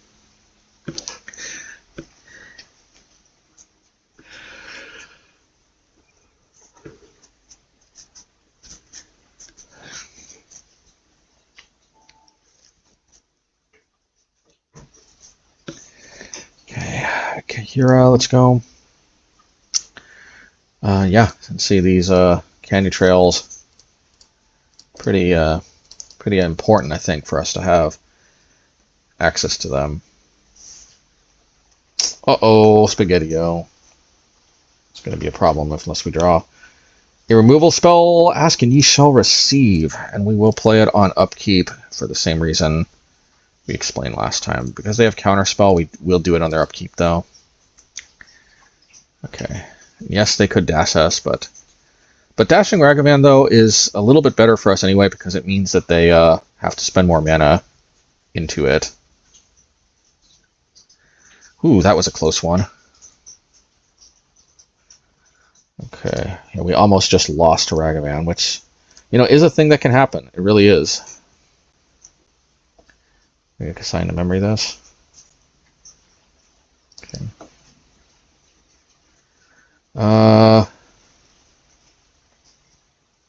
Yeah, I don't think so. I mean, Blast Zone is kind of good, but I know it's a little weird, but we do get full scry. I'm going to bottom. I feel like what we want is something like a Mazemind or something like a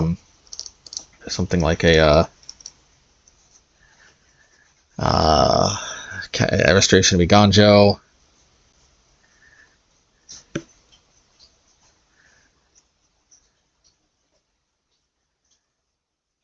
Blood Moon. Oh, Meltdown. Okay, well, you know, maybe... Yeah, not gonna lie, I was not necessarily anticipating that one. And we did get our Restoration that we were gunning for, so there is that. They don't get Spell Pierced.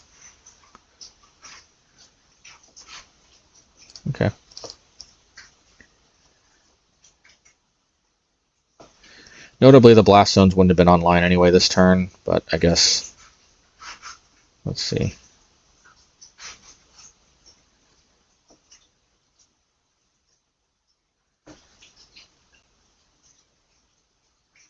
Okay, they can flip it if they want.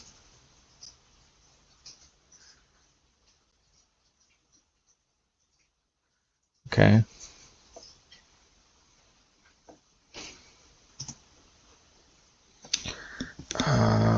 Let's see here.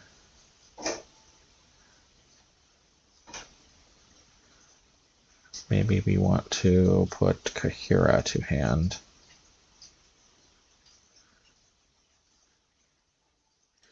Yeah, let's do that.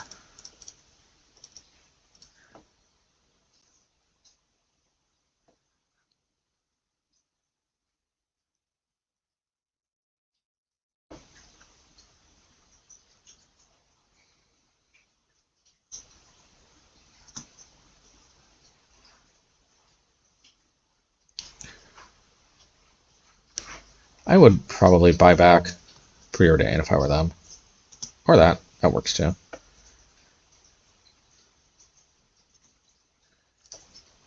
Alright, well, I got nothing for that.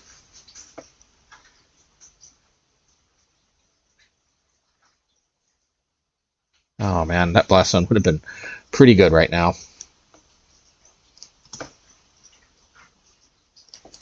Alright, we'll Castle Ardenvale it up.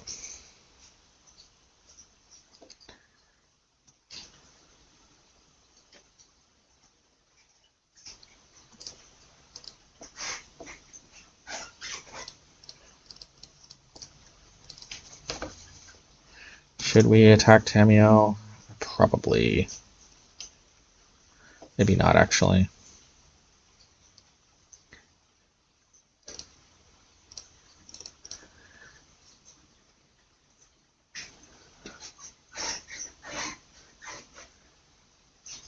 Alright, that's fine.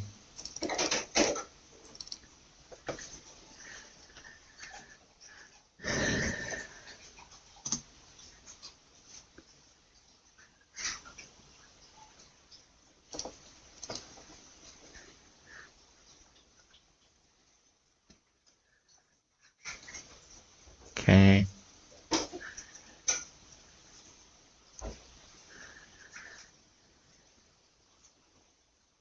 Tamiyo. Man, I really want my Blast Zone. And I think in order to get what my heart desires here, I'm going to have to shuffle because there's a lot of Blast Zones on the bottom. If I can rip a Blast Zone, that would be pretty sweet. Let's see. I think this works too. Unfortunately, this is gonna go to 2, although it does have vigilance. So I guess, you know, I mean, it's a pretty easy block for them, 0/3, but it's also just, you know, kind of a no downside attack from me either. Interesting, very interesting, very interesting. All right, well, let's go for it. Almost like a free roll anyway.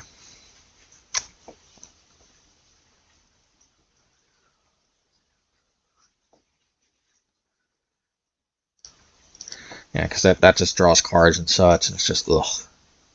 Okay.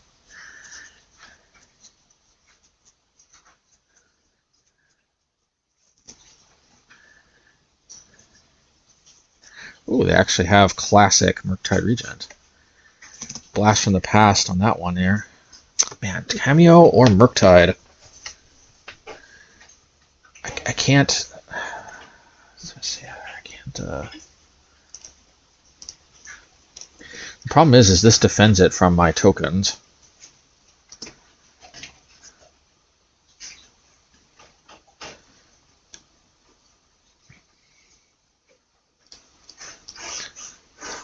See, okay, hear me out, folks.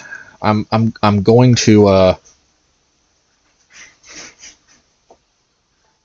going to try to go after the Tamiyo. If they down tick, then maybe I won't. There's nothing for them to down tick, okay.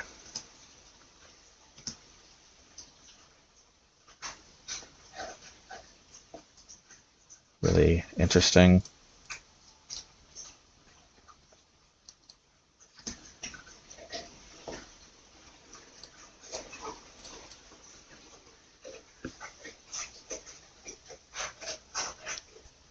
Okay.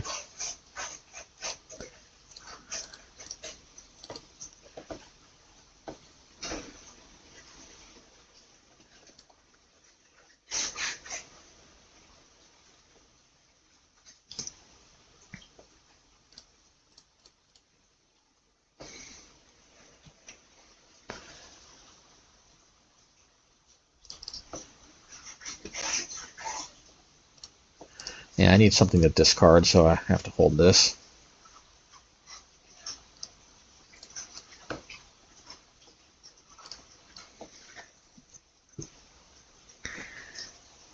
Alright. So they drew a bunch of cards. They're a little hamstrung on mana, at least.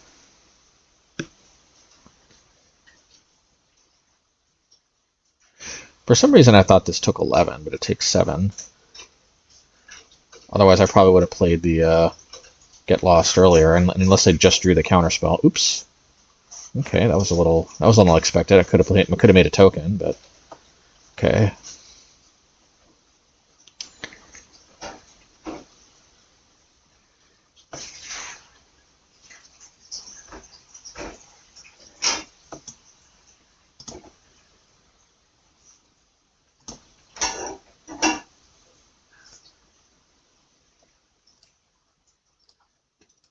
Let's go.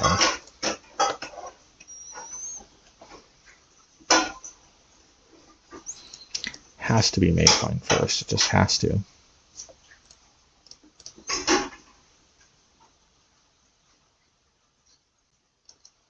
Maybe it doesn't have to be Mazemind first, actually, because now they're going to get it with Ragavan. Yeah, no maximum hand size, too, actually. Well, that's good.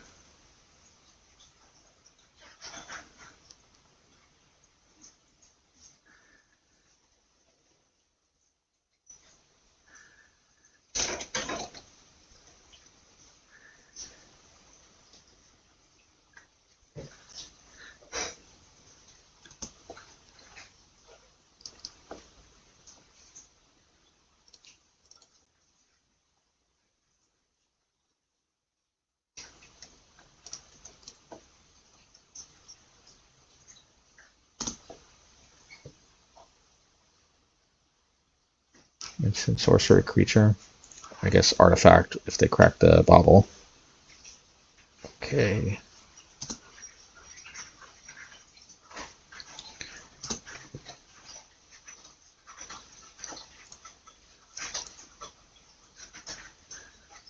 Does that do anything?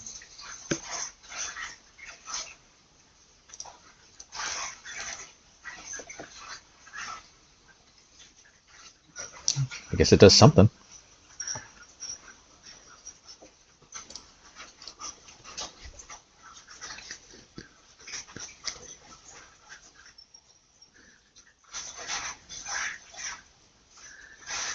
Well, I'll take that. Surprised I didn't map it up. I actually might bring in the Rest in Pieces if they're going to be playing Murktide.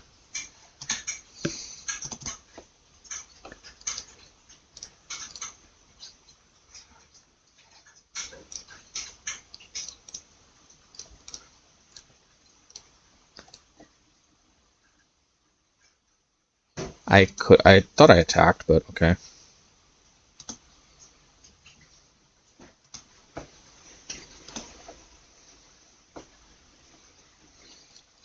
Sure, they've got an answer for this, but you know.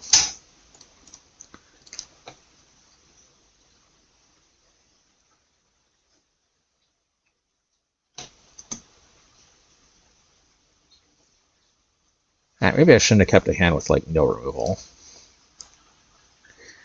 But I think we can play 2 resting pieces.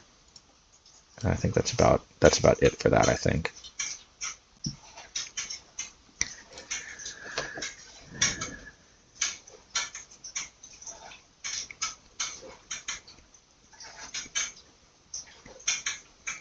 Also, it messes with their Tamiyo's ability to get value, which is nice too.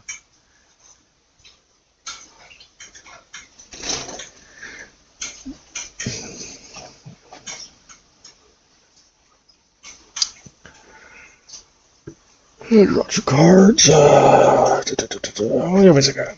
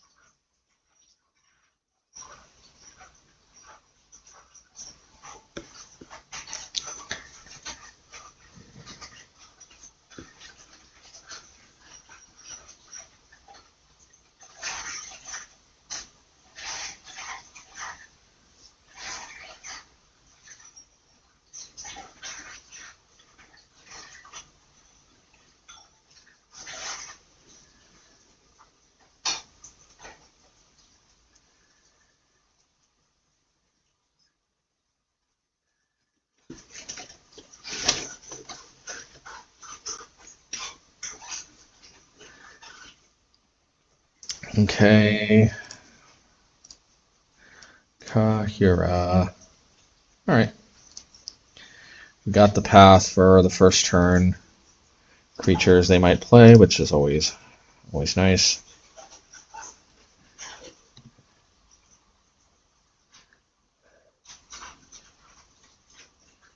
Alright, if they're always testing it, they're always seeing, do we have the first turn removal? Maybe I'll play March. I will play it on their upkeep. I'm not seeing Spell Pierce, and I think playing around Force and Negation is just very big game. I do. I don't want to play into Counterspell. Okay.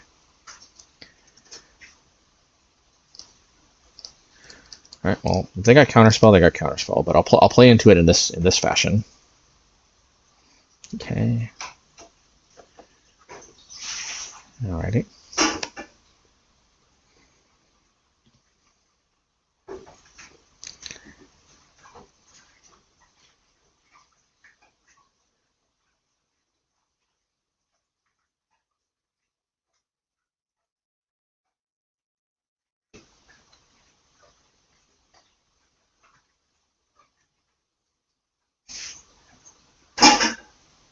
Quantum Riddler, okay.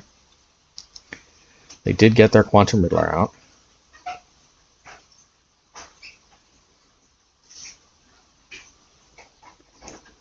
Oh, they got Consigned to Memory. They got Path to Exile, I guess.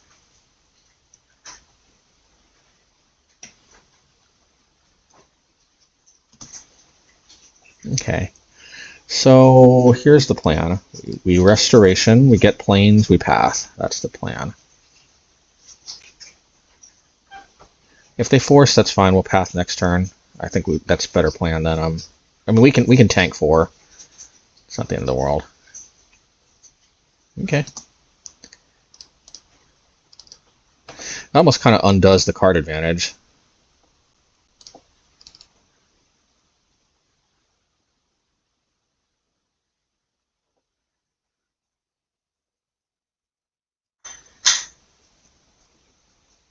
I think we go Path rather than Solitude. I think we actually put Kaheera to hand. I think that's the play. That's good too. Yeah, so never mind. Change of plans. I think we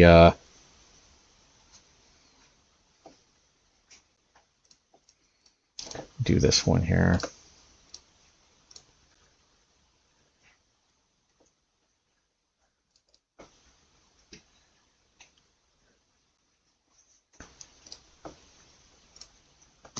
Yeah.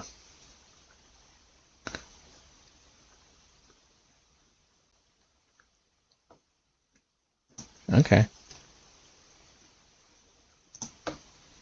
I think the plan is we get lost this. And I think we wait for them to use a map token to path.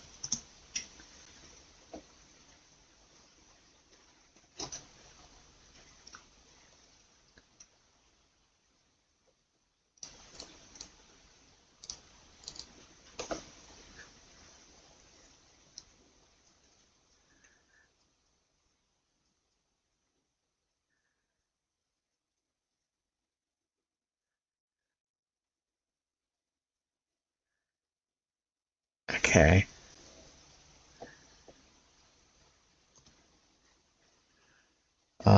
Should we Solitude or should we get lost?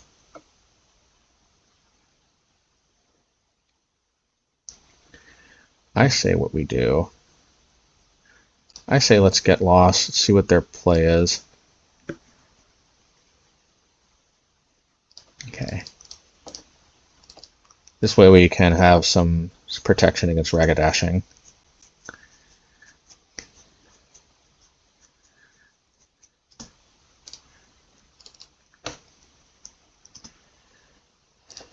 All right.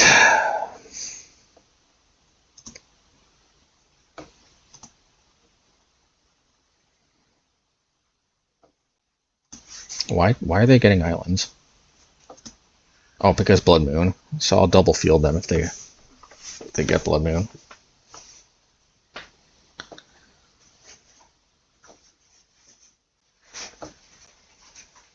Quantum Riddler. Okay, this is what I'm gonna do. I'm gonna try to do this because I mean they've got Consign to Memory as a possibility, but okay, bam, come on, please. Dang it, man.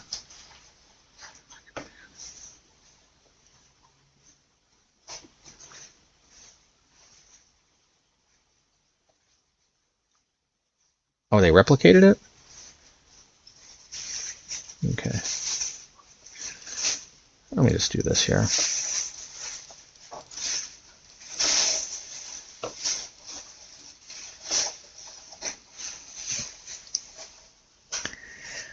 Hopefully they don't rag attack it. Oh, of course. Hopefully they push a planes to the bottom or something.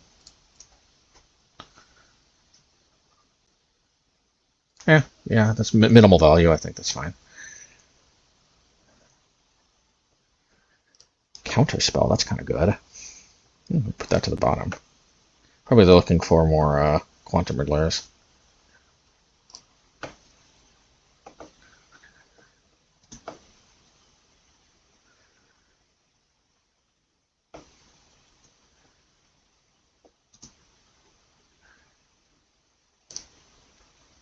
Normally, I'd just go for it.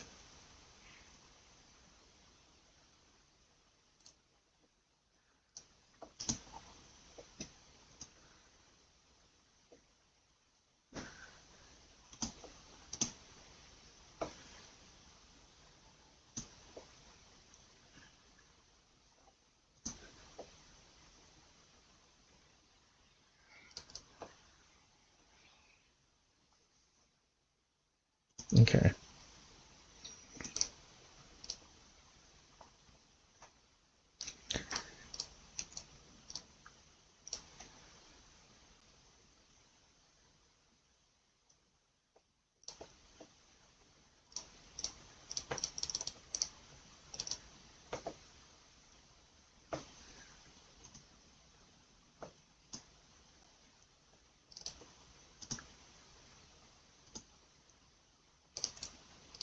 Maybe I should have played Kaheera.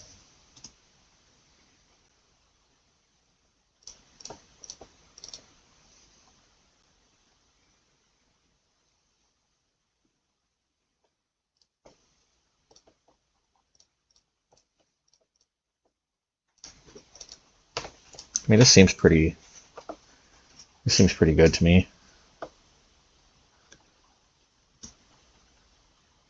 Now, even if they want to ragged tag, okay, can ragged tag with that, I guess. Okay, well, they need this to block. Respectable. Map token. Quantum Ridley, okay.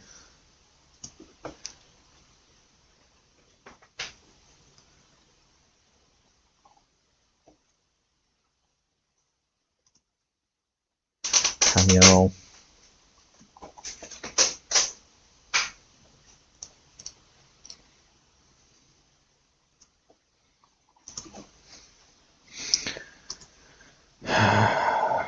Okay, let's do this. Maybe we get a free. Yay! Wow, this was a more competitive game than I thought. Game 1 made it look like you know, this wouldn't go down to the wire, but yeah. But this forced a very bad block, and I guess they didn't have removal. Maybe they took out their removal, but like we do have just enough creatures to make them kind of, you know, maybe have to keep some removal. All right. Yeah, here we go. Yep.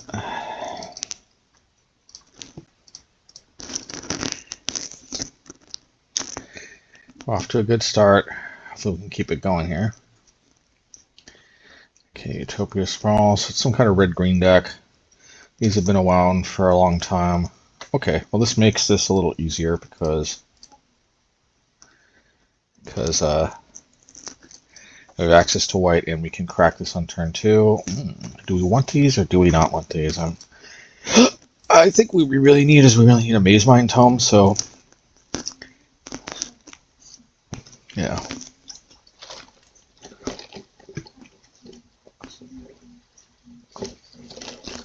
Eldrazi.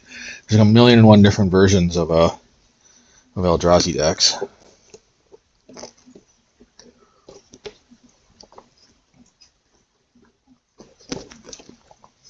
So they put Worldbreaker to their hand.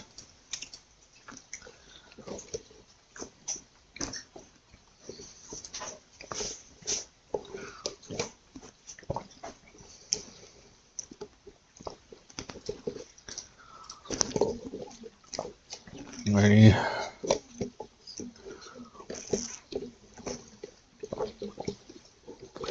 This Malevolent Rumble is actually pretty dang good. It's like an impulse type effect that also gives you a mana boost or a chump blocker as you may need it. Pretty dang good, man. Or quote Boomhauer from King of the Hill. Man, all dangled rumble, dangled mana, dangled, you know. It's good value, man. Something like that.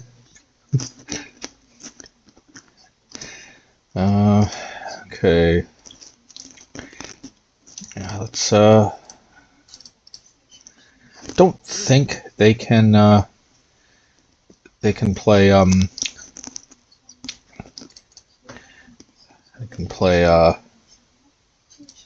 Emrakul next turn. Let's see, 1, 2, 3, 4, 5, 6, 7, 8, 9, 10, 11. Oh, unless, well, they can only net one mana produced with Kozilek's command, but that obviously could have sped things up. The reason why is that we don't want to put ourselves in a position where they can cause us to discard our Wrath of God. Wrath of God is the most reliable, best answer to Emrakul.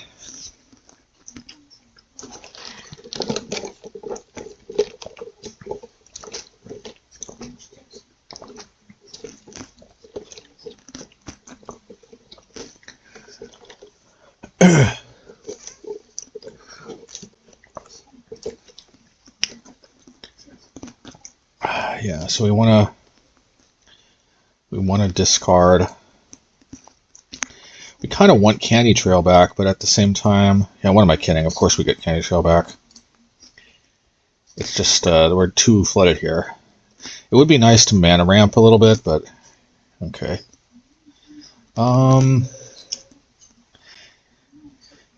Yeah, the mana screw is just a little too real here. Too many lands for our own good. Candy Trail on top. Although realistically, I think we're shuffling it anyway, so it doesn't really make a difference. Definitely want to hit this.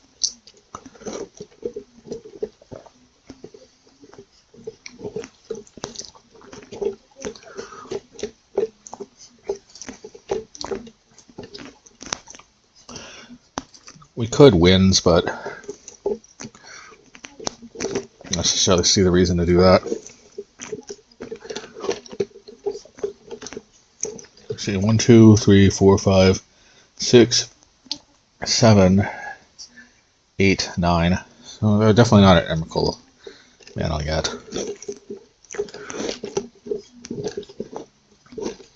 If they do play Emrakul, the play is we march the spawn, or we pitch wins to hit the spawning macro spawn or whatever.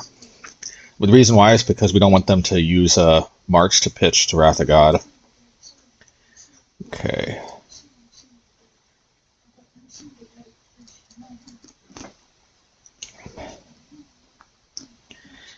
Okay.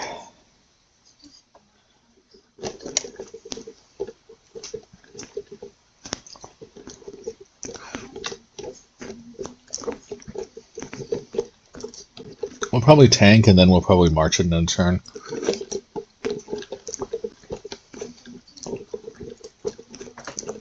Reason being is that if they drop an Emrakul somehow, let's see, one, yeah, we'll just take it. I don't see too much damage, not too much danger here.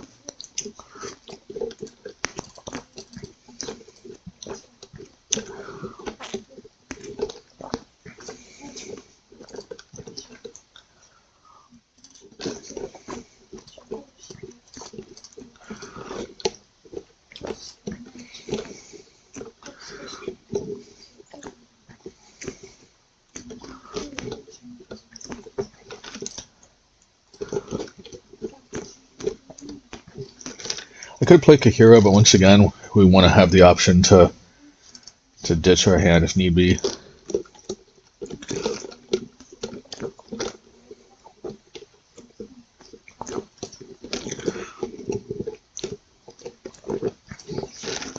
Honestly, we might even crack a Blast Zone to hit the Utopia Sprawl.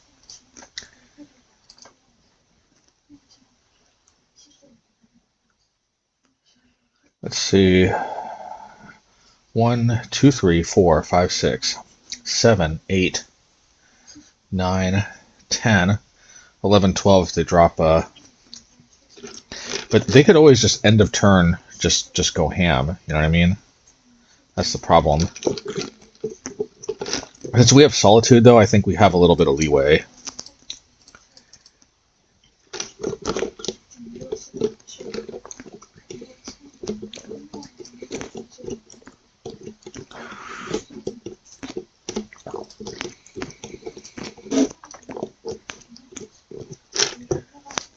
I want to play Kaheera, but then I also kind of don't.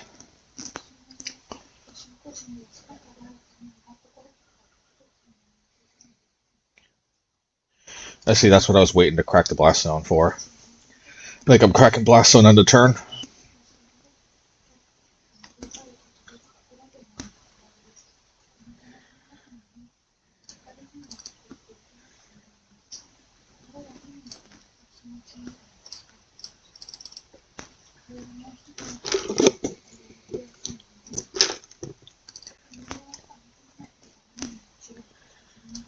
Okay, let's discard Kaheera.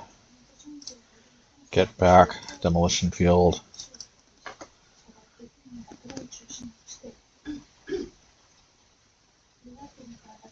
Play this.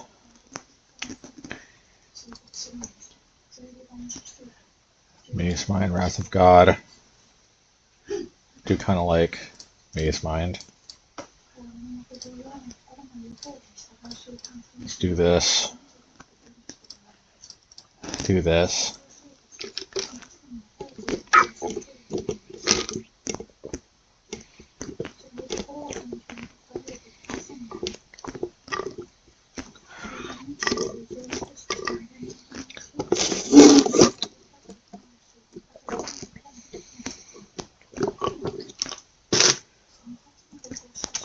Alrighty.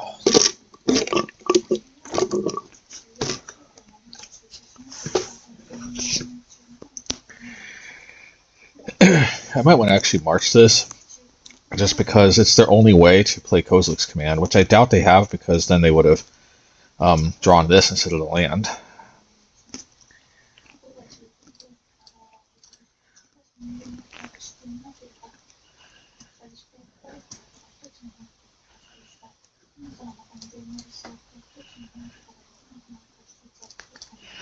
So let's do this just because I'm tired of that thing threatening Kozilek's Command.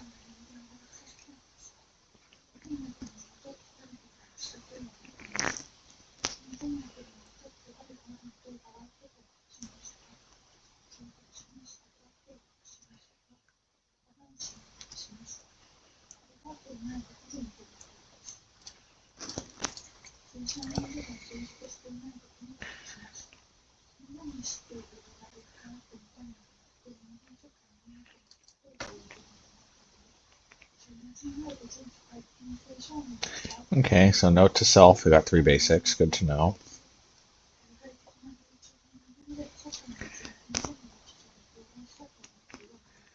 Alright, that's fine.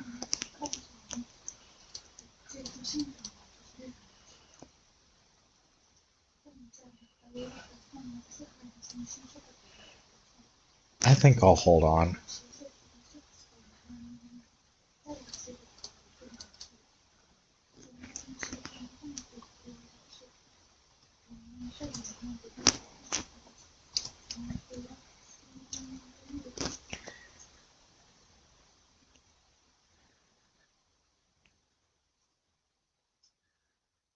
Yeah, so they definitely have Emrakul. They just definitely also don't have enough mana to...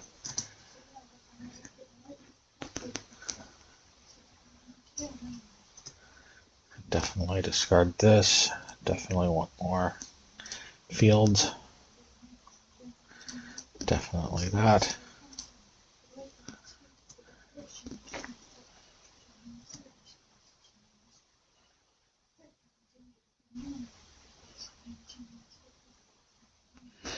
Microspawn, okay.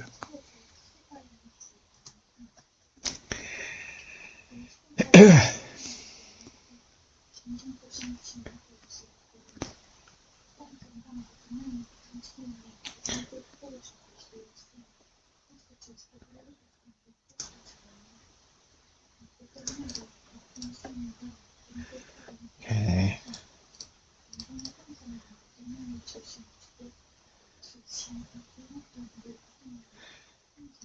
Yeah, I think I'll do this.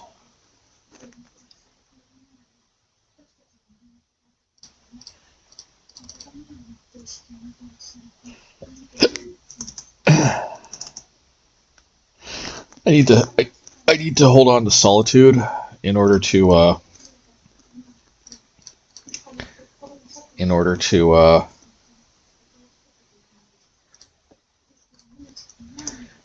deal with Emrakul, basically.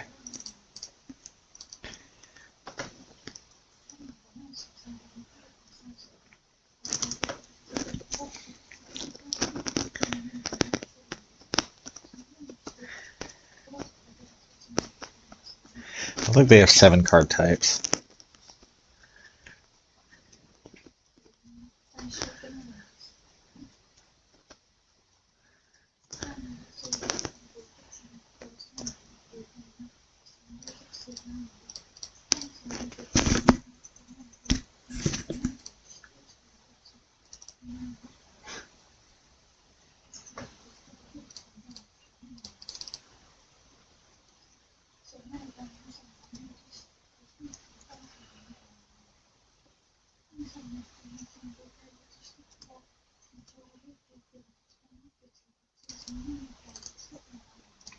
Alrighty.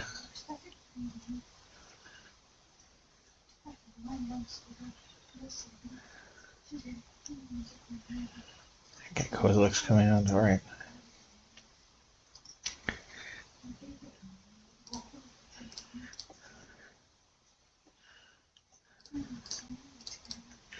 Come on, land. This is good too, at least. Oh, I'll definitely take that field around. Bottom, top, bam, bam. I'll hit this.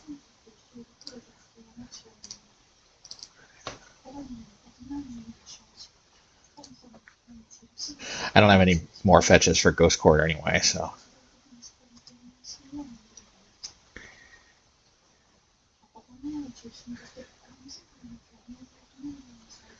Ice Till Explorer, okay.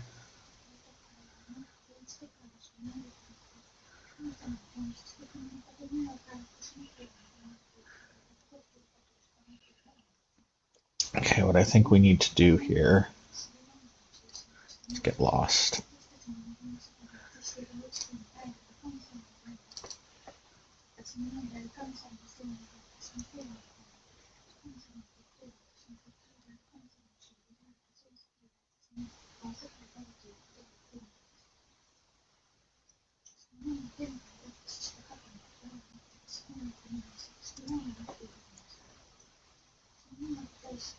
See, 1, 2, 3, 4, 5, 6, 7, 8, 9. Wait, 1, 2, 3, 4, 5, 6. 7, 8, 9, 10, 11. All it takes is a...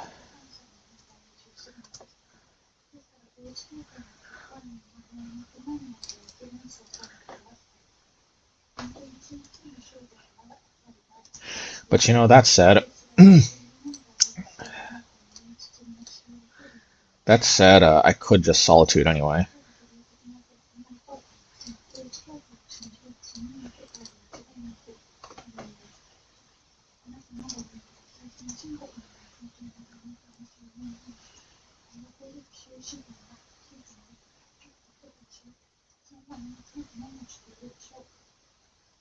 I don't think they got it. Oh, okay. All right. Well, I guess, but I can Solitude, so. And I can hit the map token.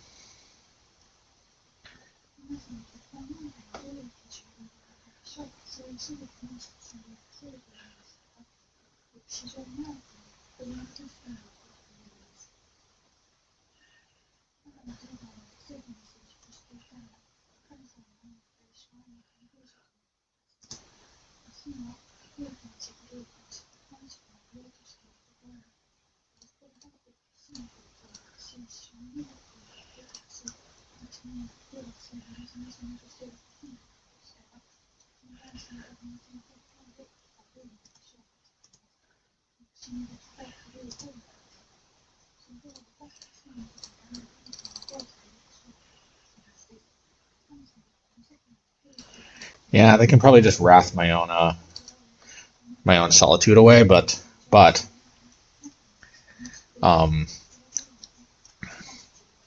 they can't pitch my Wrath and force me to use a third Wrath.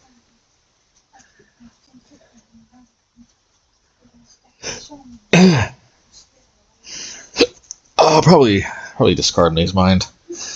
They have to bring something back though. They can't just not bring something back.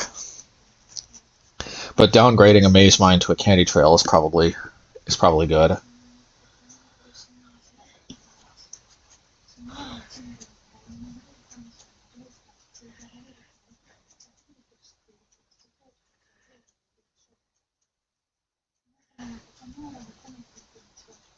Interesting that they chose that of all things.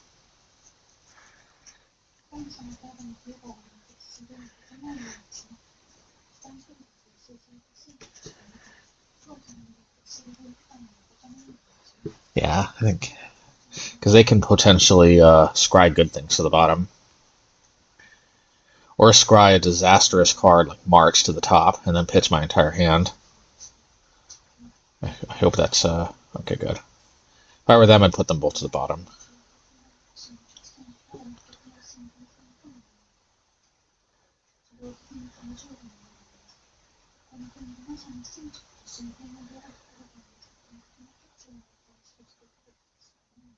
And I might want to blow a blast zone too.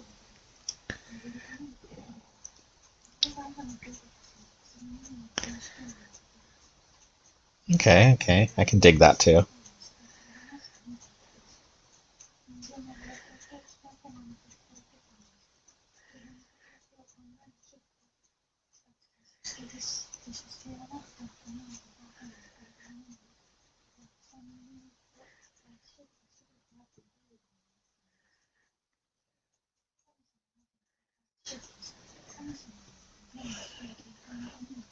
Okay.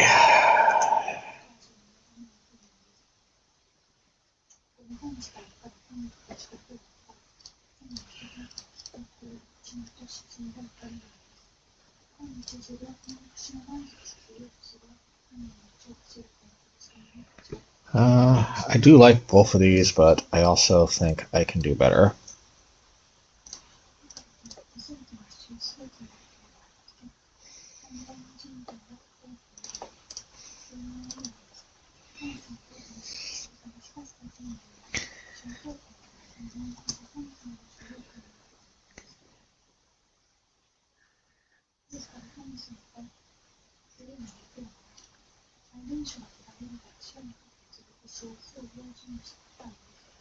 Yeah, that's fine.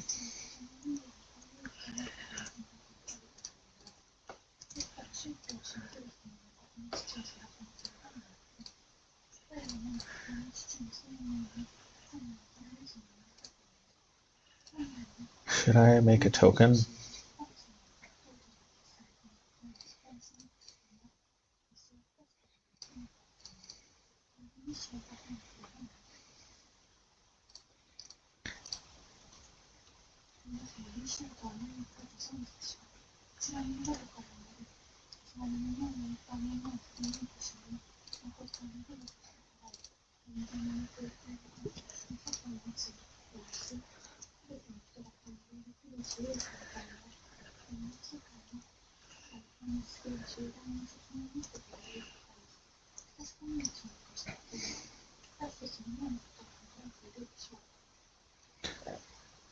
Malevolent Rumble.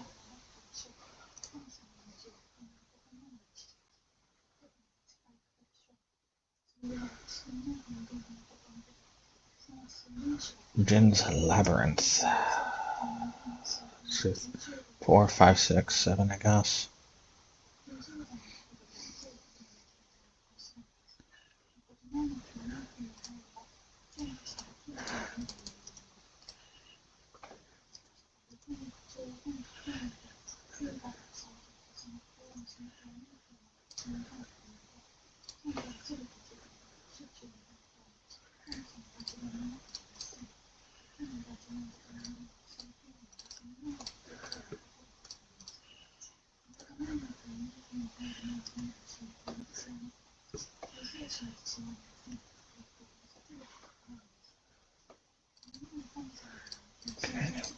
Hit that thing for sure.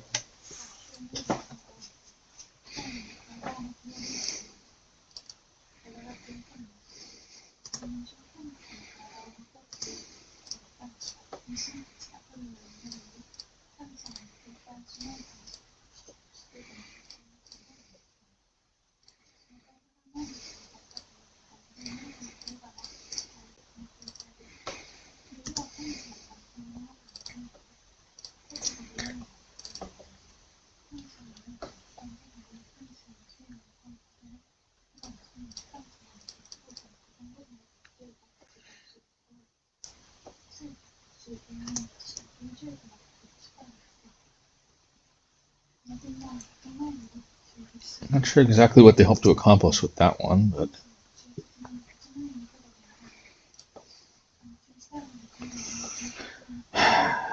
okay, yes, they just go to the next game. I'll take it.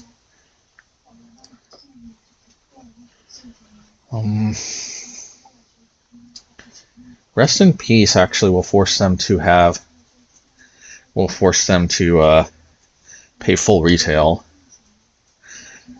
for Emrakul, and I find it very hard for them to get to full retail. That said, I really do like being able to buy back stuff with Restoration.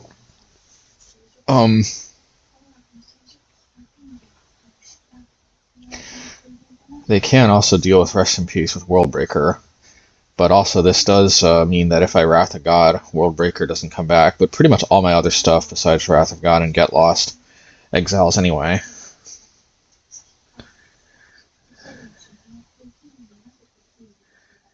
Kind of forcing full retail on Emrakul seems pretty good.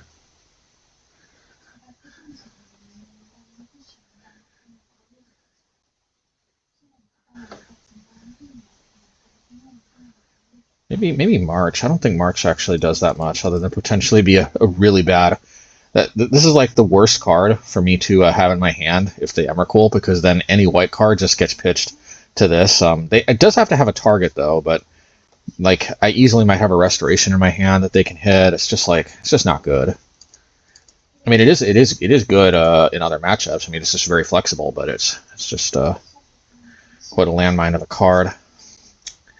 Restoration is I think I do play it, even though it's a little bit of a non-bo with Rest in Peace. It's still my two main sources of card advantage, along with Mazemind Tome. Solitude is sort of, but let's go.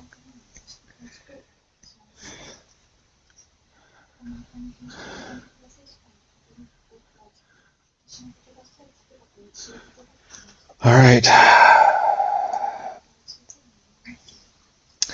Yeah, problem here is I don't want to insta-lose.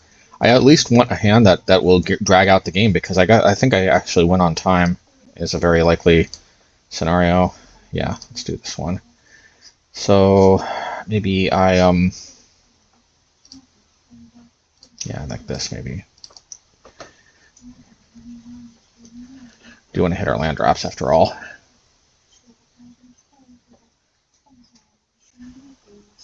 Commercial District. Com District.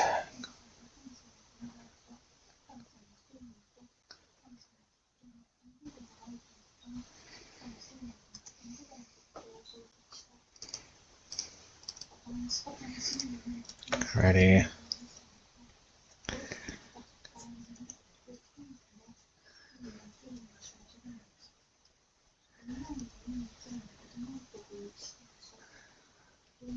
Okay. I think Mazemind's a very good play here, if I do say so myself.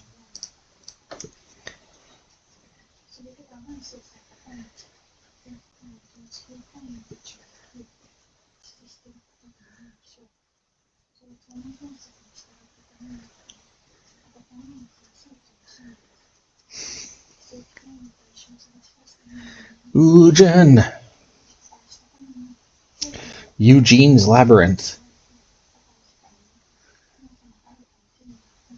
Eugene's Labyrinth, put it tucking Eugene, of course. Of course.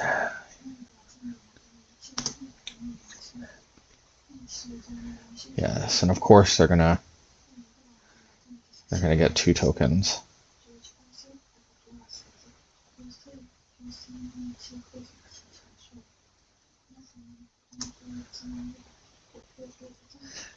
So they scry 2. At least I can hit this now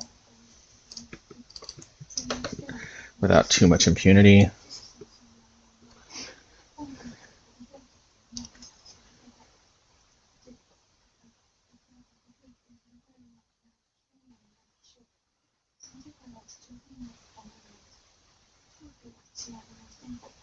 One, 2, 3, 4, 5, 6, 7, 8, 9. Nope.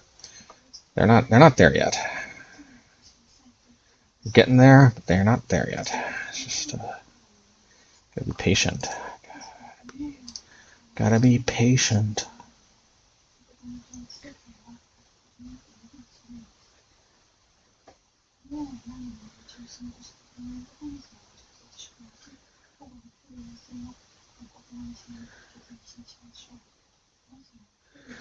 So they can get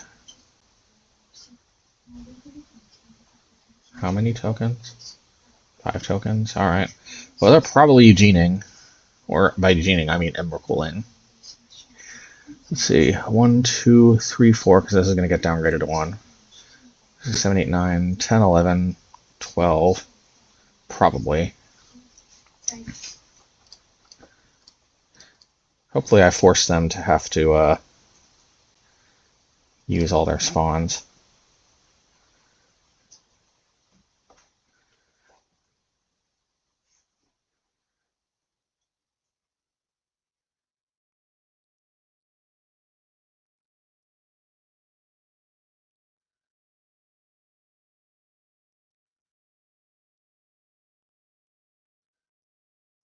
Sewing microspawn, okay.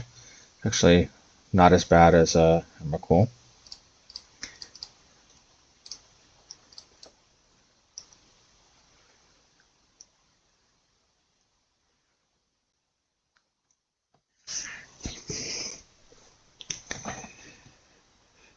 I might Wrath to just get the microspawns out of the way.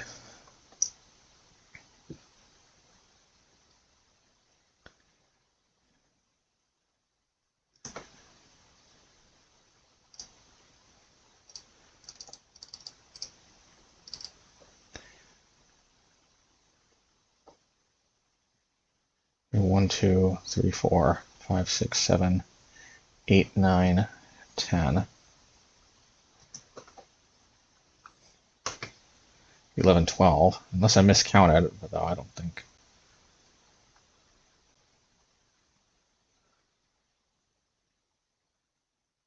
I guess I miscounted. 1, 2, 3, 4, 5, 6, 7, 8, 9, 10, 11, 12. And they're one short. I think they're one short.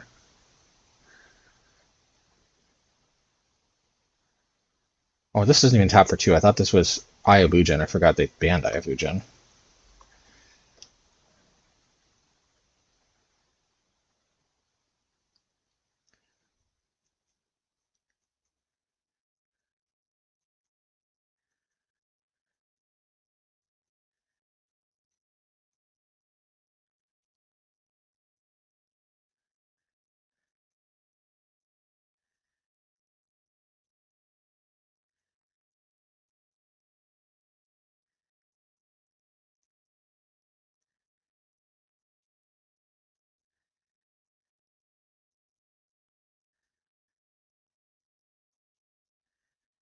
Alright. I can live with this one. Let's see if they want to cash in their Sanctum of Ujin. They do. Probably sewing macro spawn, I'm guessing.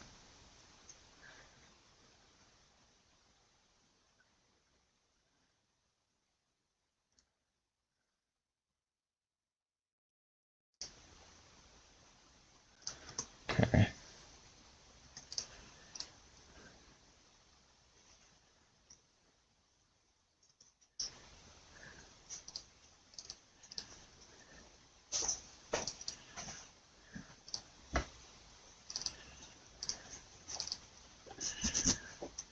Okay.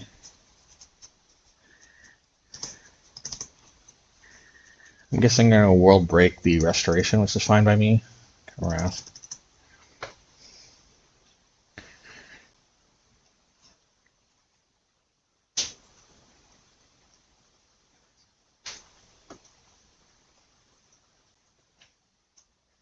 Each player who controls an artifact or enchantment creates a 2/2 artifacts and enchantments. Okay.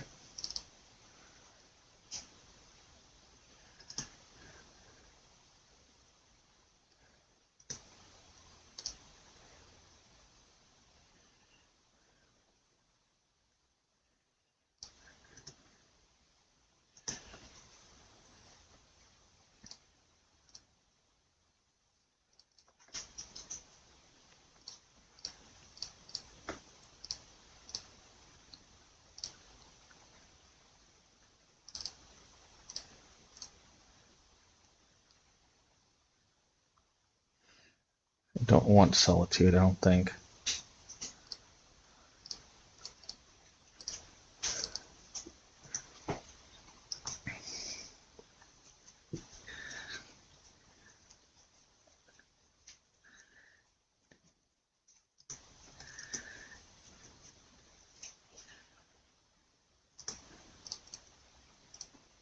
have trample? I don't think so.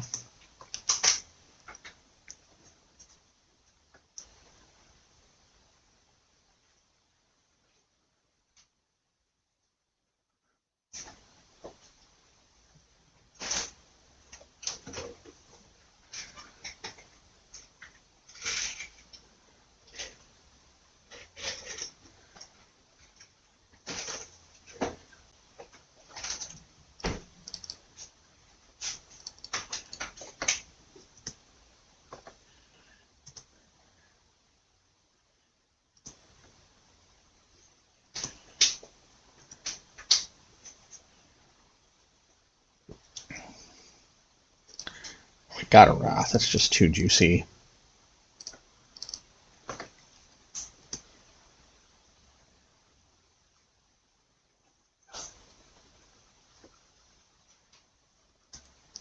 Malevolent Rumble.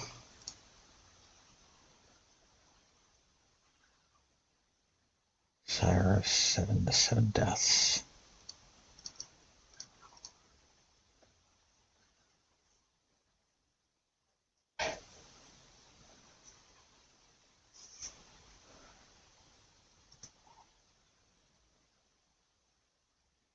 I will probably just path that.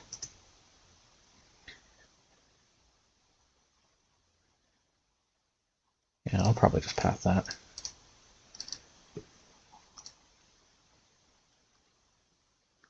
One, 2, 3, 4, 5, 6, 7, 8, 9, 10, 11. They're actually getting close to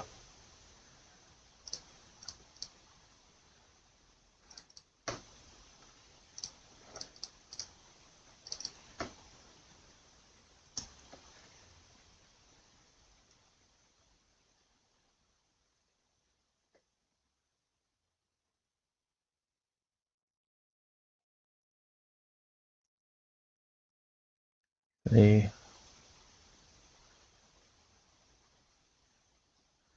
3, 4, 5, 6, 7, 8, 9, 10, 11, 12.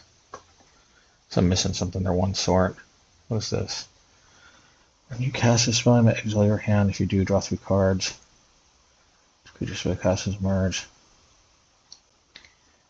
Okay. Does that have haste? It's fine.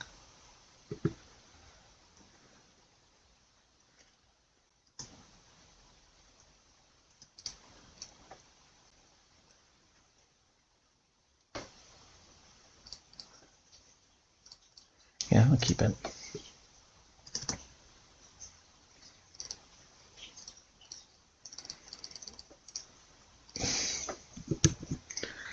One, 2, 3, 4, 5, 6, 7, 8, 9, 10, 11.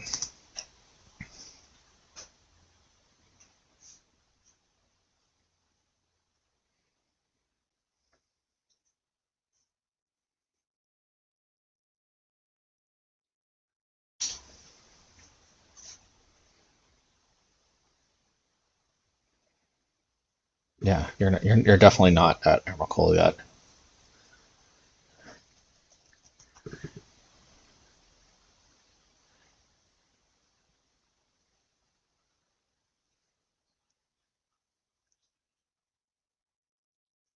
Okay, there are Destiny. All right.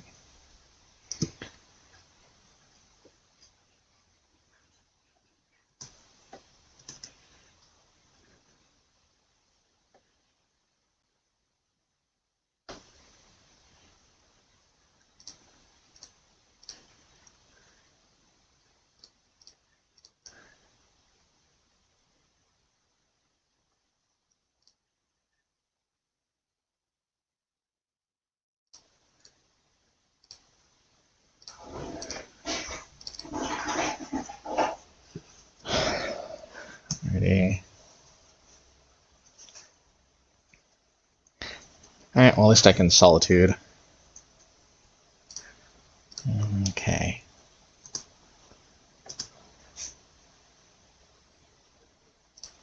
Yeah, let's do this. Why not?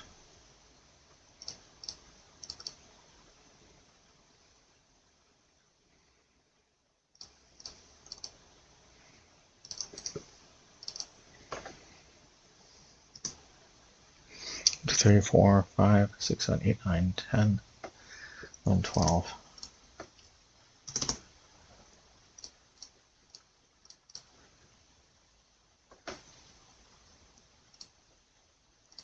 Okay.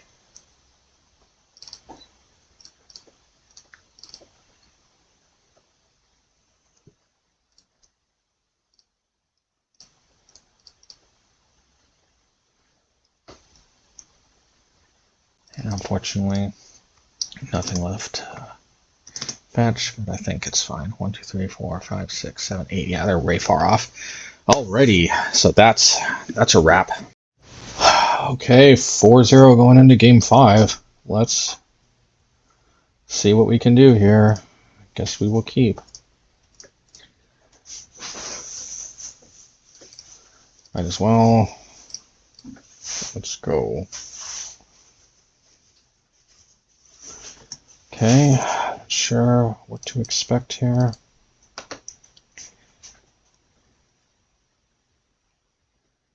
It's red-white control. Arid Mesa, oh, it's a Prowess, oof. This one can be a bit of a challenge.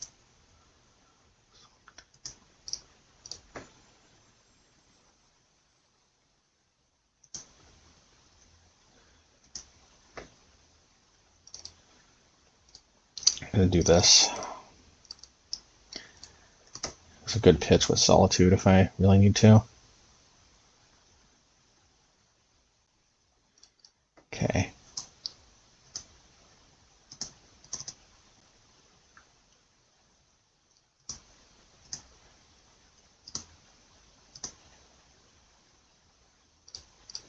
I'll let them sacrifice that if they want to. Okay.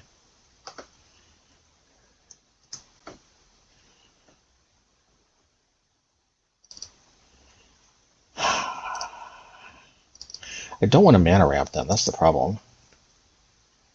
Probably should have played out the Kaheera.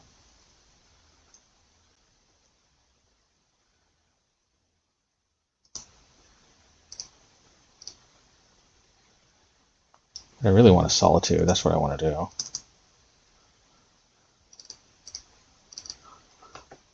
Yeah, I really should have played the Kaheera.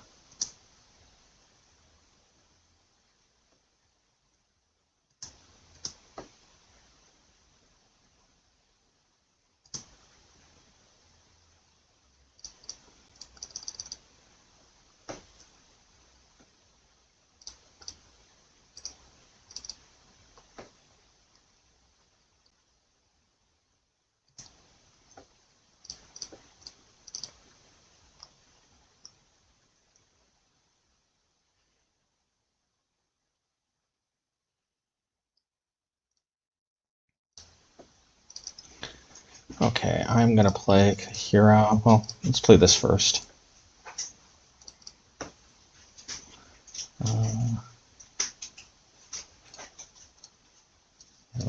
This.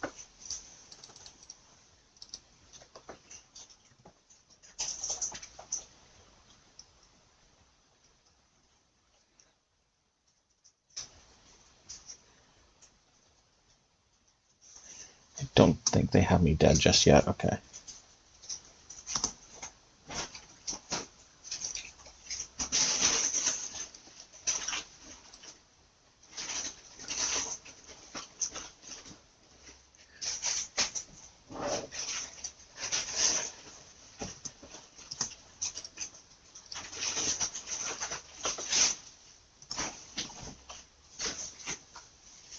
We have a Demolition Field on top.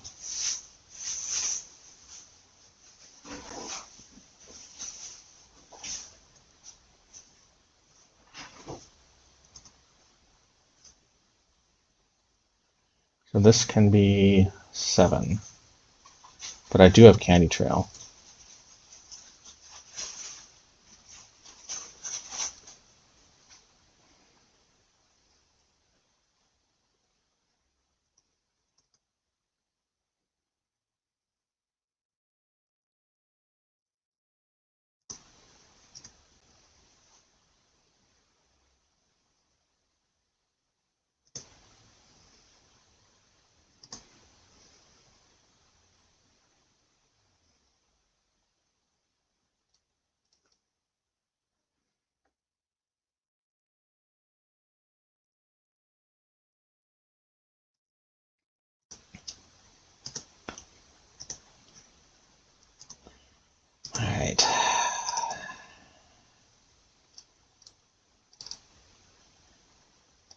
like this one.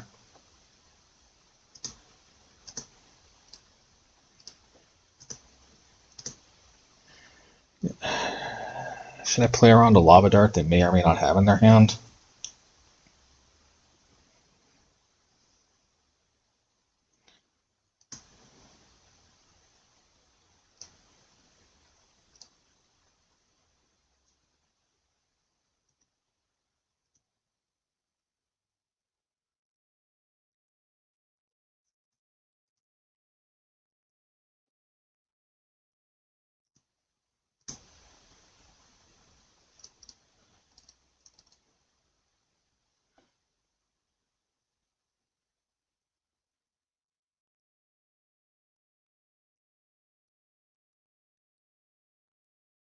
Wow, I was not expecting to win that.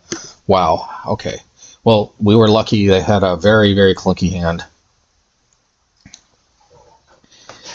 We might be able to do this. This might be a 5-0. Let's see. I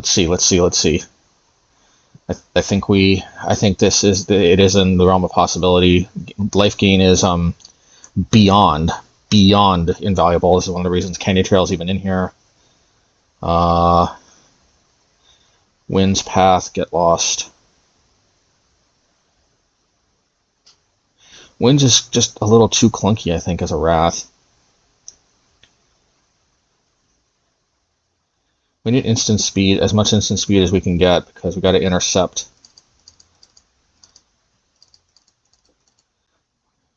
I think we also want High Noon because they will have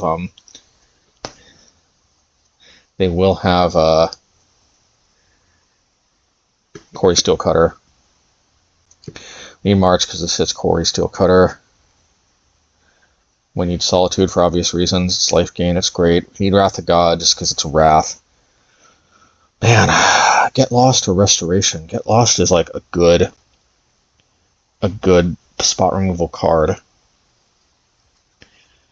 For Restoration, though, we kind of need this to pull ahead. I can also buy back Candy Trail. Ugh. This is a very, very much of a judgment call here, but I'm going High Noon. Because at the end of the day, nothing sucks worse than stabilizing and just still not being able to pull ahead. They have expressive iteration in other ways to. Oof. I think we're going to believe in the heart of the cards. No, we're going to mulligan. Okay, much better.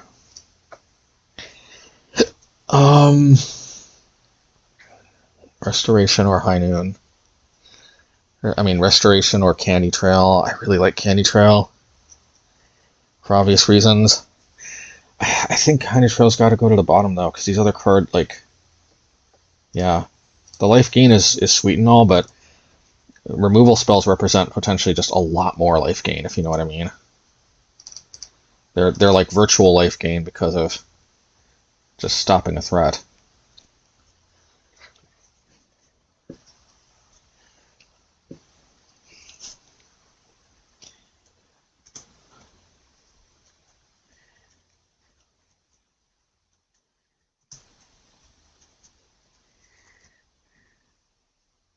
Black. I was not expecting to see black.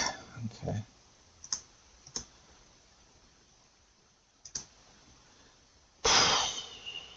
I think we've got to deal with this.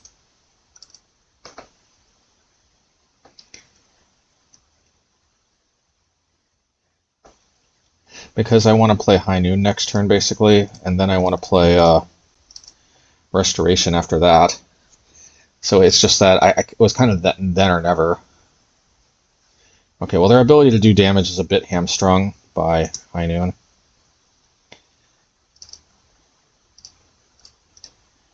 I could March. Maybe I have to March because what if they end of turn bounce it? They didn't, but still could have.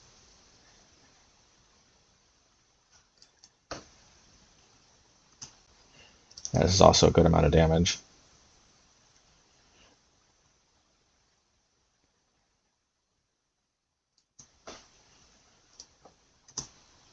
They can't spell Pierce because High Noon. They're limited to one spell each turn.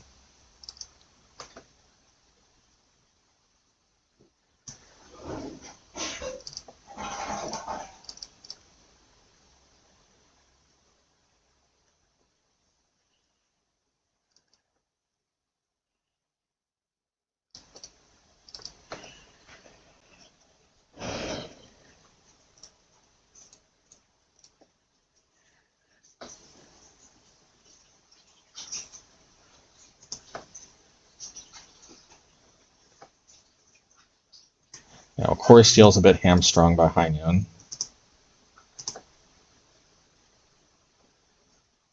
Should I get a free extra High Noon? I'm kind of thinking yes.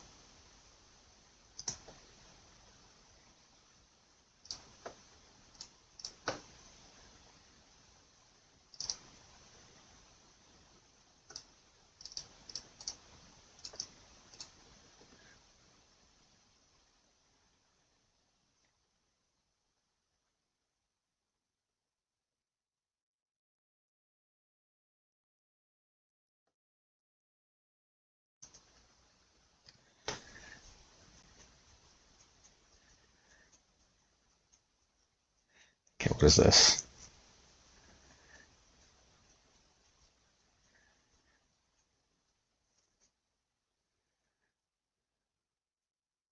Ooh, Oculus. Oh boy. Not gonna lie, I was not expecting this one.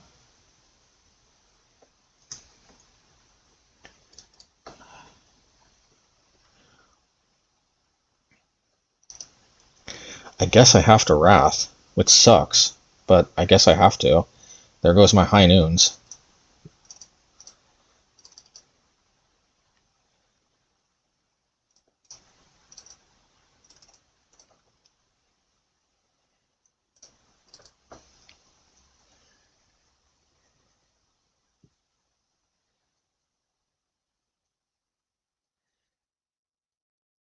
Well, Blast Zone can do pretty good work here.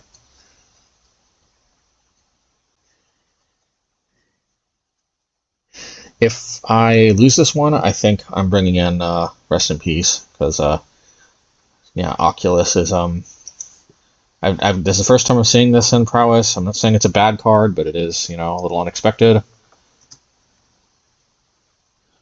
Maybe I'll just do this instead.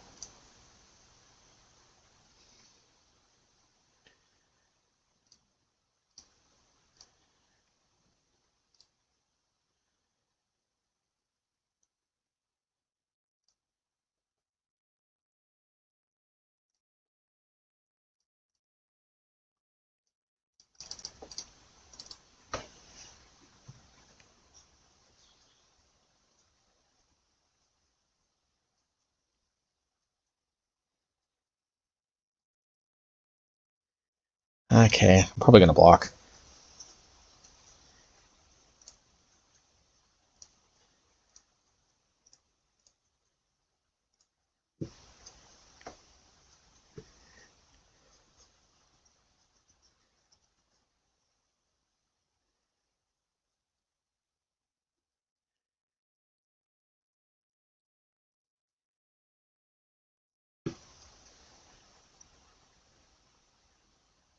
I don't think I see a Lava Dart in there, so I think I'm gonna go boom.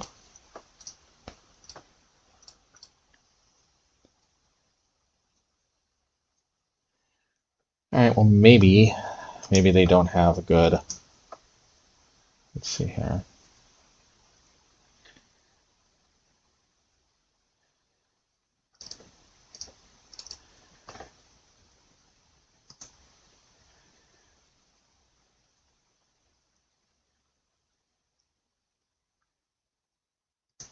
Hopefully they don't have anything else, because I ain't got anything else.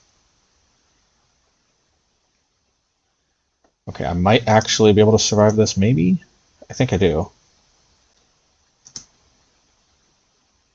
Oh yeah, I forgot, they make another token. Crap.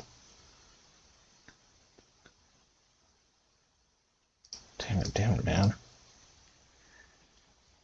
because I can block this, but I just can't. Yeah, I was not expecting frickin' Oculus. You know, if I just wouldn't have gotten greedy with the double High Noon, I might have actually had that. Do we really actually bring Rest in Peace? Because honestly, I have answers to Oculus. Maybe I just run this back.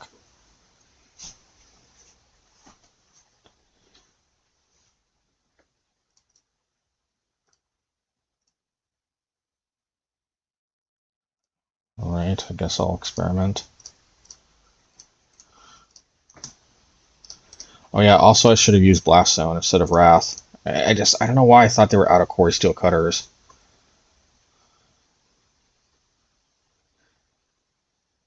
Would have been so much like, yeah.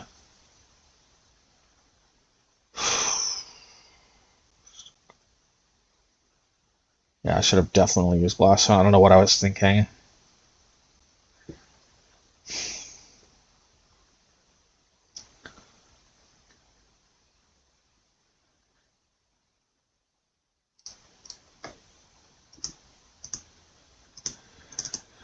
Okay, hopefully I don't have the White Source. I do not.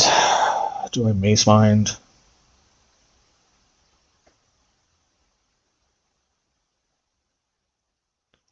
I think I do, because it also potentially gains life.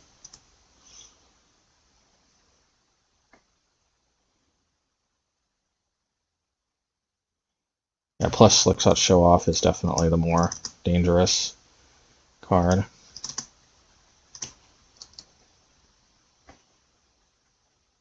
I do like High Noon.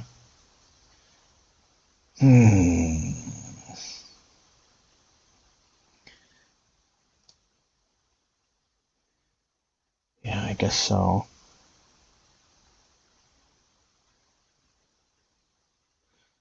I don't know, do I really like it? Yeah, what am I kidding? Of course I like it.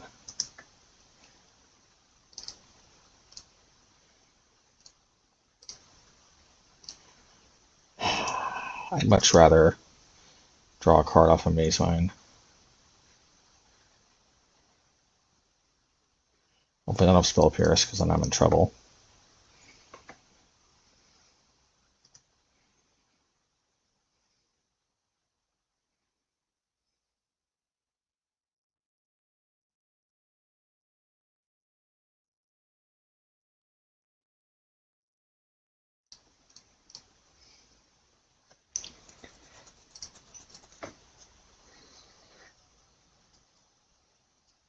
I don't mind this too much.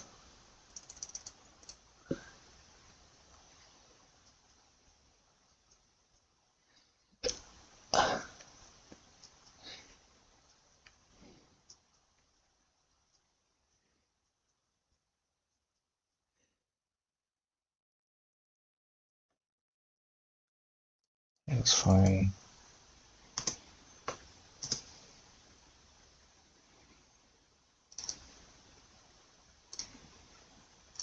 And hold Blast Zone up.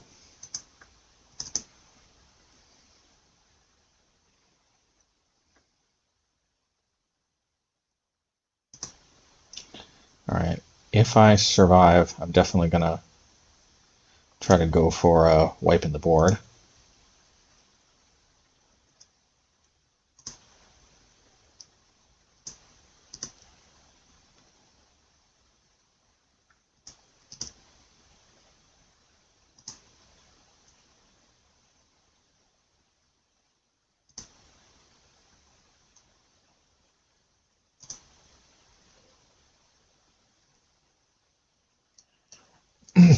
Might be a little greedy, but I wanna.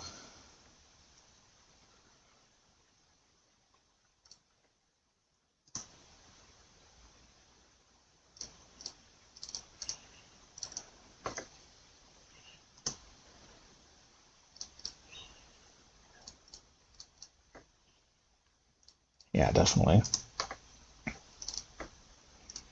Hope they don't have like. Okay.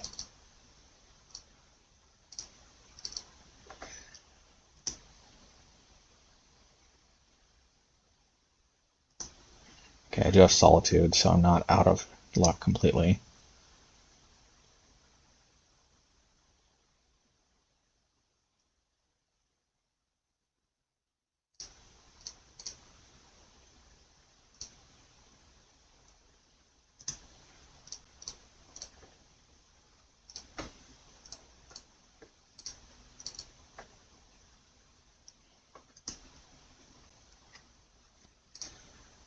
Yeah, I'm gonna Solitude.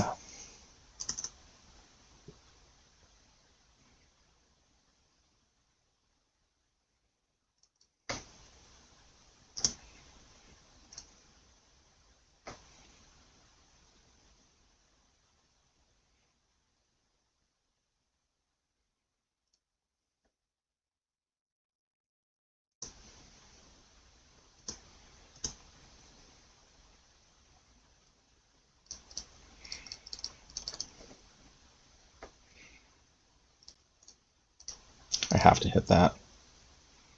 And yes, they can probably kill this, but that's fine. I'll gain the life. Okay, actually, that's spectacular.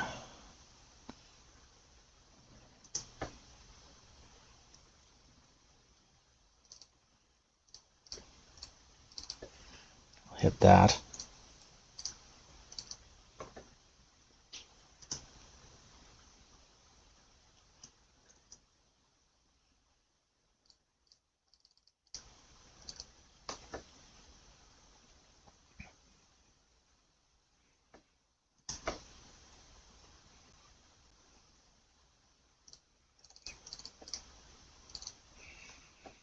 Come on, hopefully I finally have a break.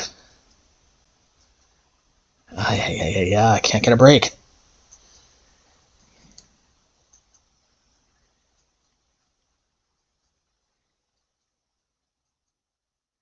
Okay, lightning bolt is not the worst thing.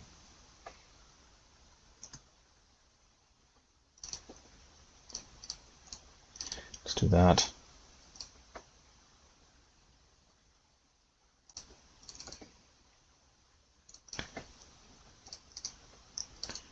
Definitely want High Noon back.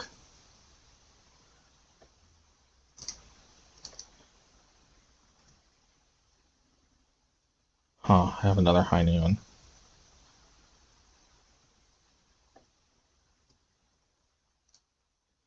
Guess I get Blast Zone back, right?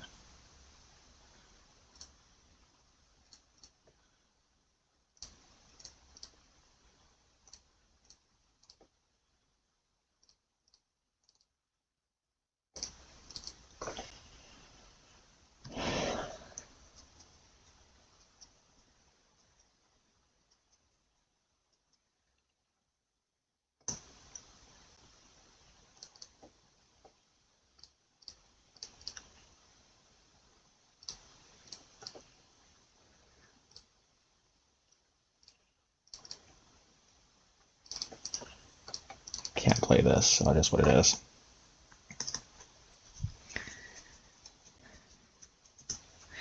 Okay, so they gotta hit land or they can't play the other spell.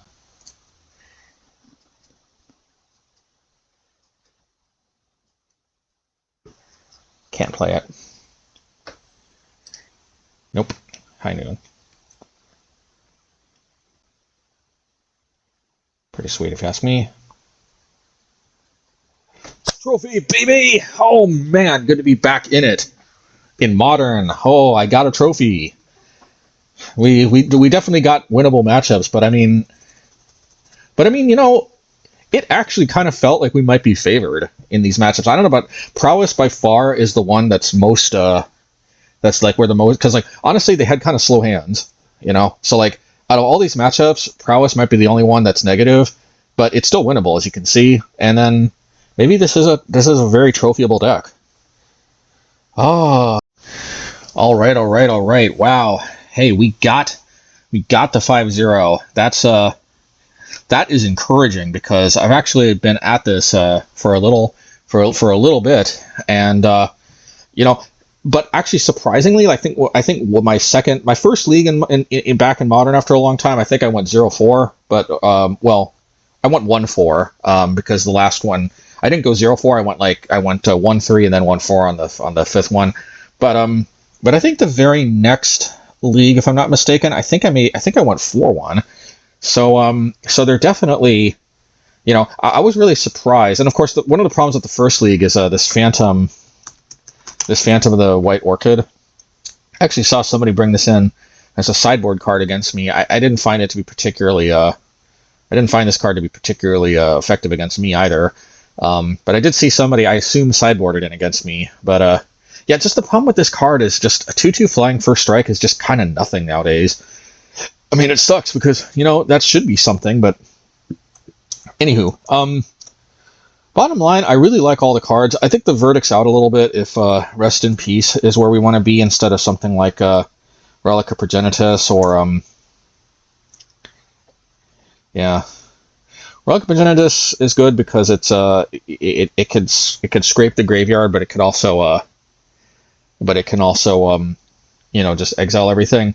Problem is it's only one-time use, and I'm finding that some graveyard decks, especially with this Oculus card, you kind of need a little more heavy-duty graveyard hate sometimes to really prevent it from coming out. So I'm actually kind of thinking. I'm kind of thinking it's kind of between Unlicensed Hearse and Rest in Peace. Verdict's out a little bit. I do like that Unlicensed Hearse can be cast off a colorless. There's two main problems though. One thing is like even exiling two graveyard cards a turn, it still doesn't like instantly hit them. So the opponent can, for example, like there's these Reanimator decks that with Goryo's Vengeance. Since Goryo's Vengeance is an instant, they can potentially Goryo's Vengeance respond with Goryo's Vengeance, and we only get one activation per turn, so they can actually they can actually kind of get us that way. And that actually happens more than you might think against that deck. And there's also just like, I don't know, like they could potentially just dump way too many cards in the graveyard at end of turn, so they could pull out an Oculus on their turn. Whereas Rest in Peace, they just have to deal with that, or their Oculus is totally uncastable. Their Murktides just cost 7, or as we saw, their Emrakul's just cost 13, and there's just that's just what it is. Until they deal with Rest in Peace, these commonly played cards in Modern, they just don't work. They just don't get their graveyard effects. So I am kind of still inclined to Rest in Peace, but I think that's sort of the biggest question mark I think I have of this so far is just we didn't really play that many graveyard decks. Yeah, the only graveyard deck we did play, I think Rest in Peace was kind of better, although one thing, maybe not. One thing I didn't necessarily factor in is that those Ujin, Eye of the Storm, or Devourer of something out of the Eldrazi decks, those cards hit colored cards. Those cards will not hit Unlicensed Hearse. However, what does hit Unlicensed Hearse is Consigned to Memory, and I think Consigned to Memory sees a lot more play than these Devourer of whatever and Ujin of the Storms, Ujin Eye of the Storms. Those cards are, I'm seeing them more than you might think. So it's not like by a lot. You would think, but I have to imagine, like, if you go to a big tournament, like not MTGO, I have to imagine Consigned to Memory is by far the more common card you're going to see, and Rest in Peace does not get cleanly answered. And I say cleanly answered because Consigned to Memory still can counter the when this enchantment enters exile graveyards. That is a trigger that Consigned to Memory can counter, but the Rest in Peace still stays in play. So it's not a clean answer, but depending on the state, sometimes it can prevent something from getting exiled that they can reanimate or something. So it's like, but I think Goryo's Vengeance is slightly more popular than the more traditional reanimation style decks out there. And against those decks, since they play cards like Emrakul the Aeon's Torn, well, they do play Gristlebrand, and they do play Atraxa, which they can kind of just chill out in the graveyard. Emrakul has to be responded to because of its trigger, but I don't know. It is possible. I might just move to Unlicensed Hearse, but that's kind of, yeah, that's an interesting question. Maybe I just do that right now, but I do like Rest in Peace. Just set it and forget it, Just set it and forget it, and yeah. Also, Rest in Peace, like, it is kind of an answer to Murktide Regent, whereas Unlicensed Hearse just isn't. It just doesn't answer. I mean, it just doesn't do anything against against Murktide Regent. Yeah, because the problem is all it takes is for them to cast a few spells end of turn, and you can try to exile them, but like, yeah, they can easily dump enough cards into the graveyard where they can just cast it. Anywho, maybe I don't know though. I think it does. I think it is kind of telling that. But another thing too, there is dredge. Dredge is something in modern. I haven't seen it in a long time, but I may have seen it once. There are these like decks that just dump an absolutely unbelievably huge amount of cards in the graveyard, and Rest in Peace is obviously better against those. But I have to imagine though that the colored mana though, that that's something I didn't necessarily factor in at first. And what you have to factor in is that a lot of times you're mulliganing to hate, and what would suck is you get like a Rest in Peace, but you don't have white mana to cast it, right? So for that reason alone, actually,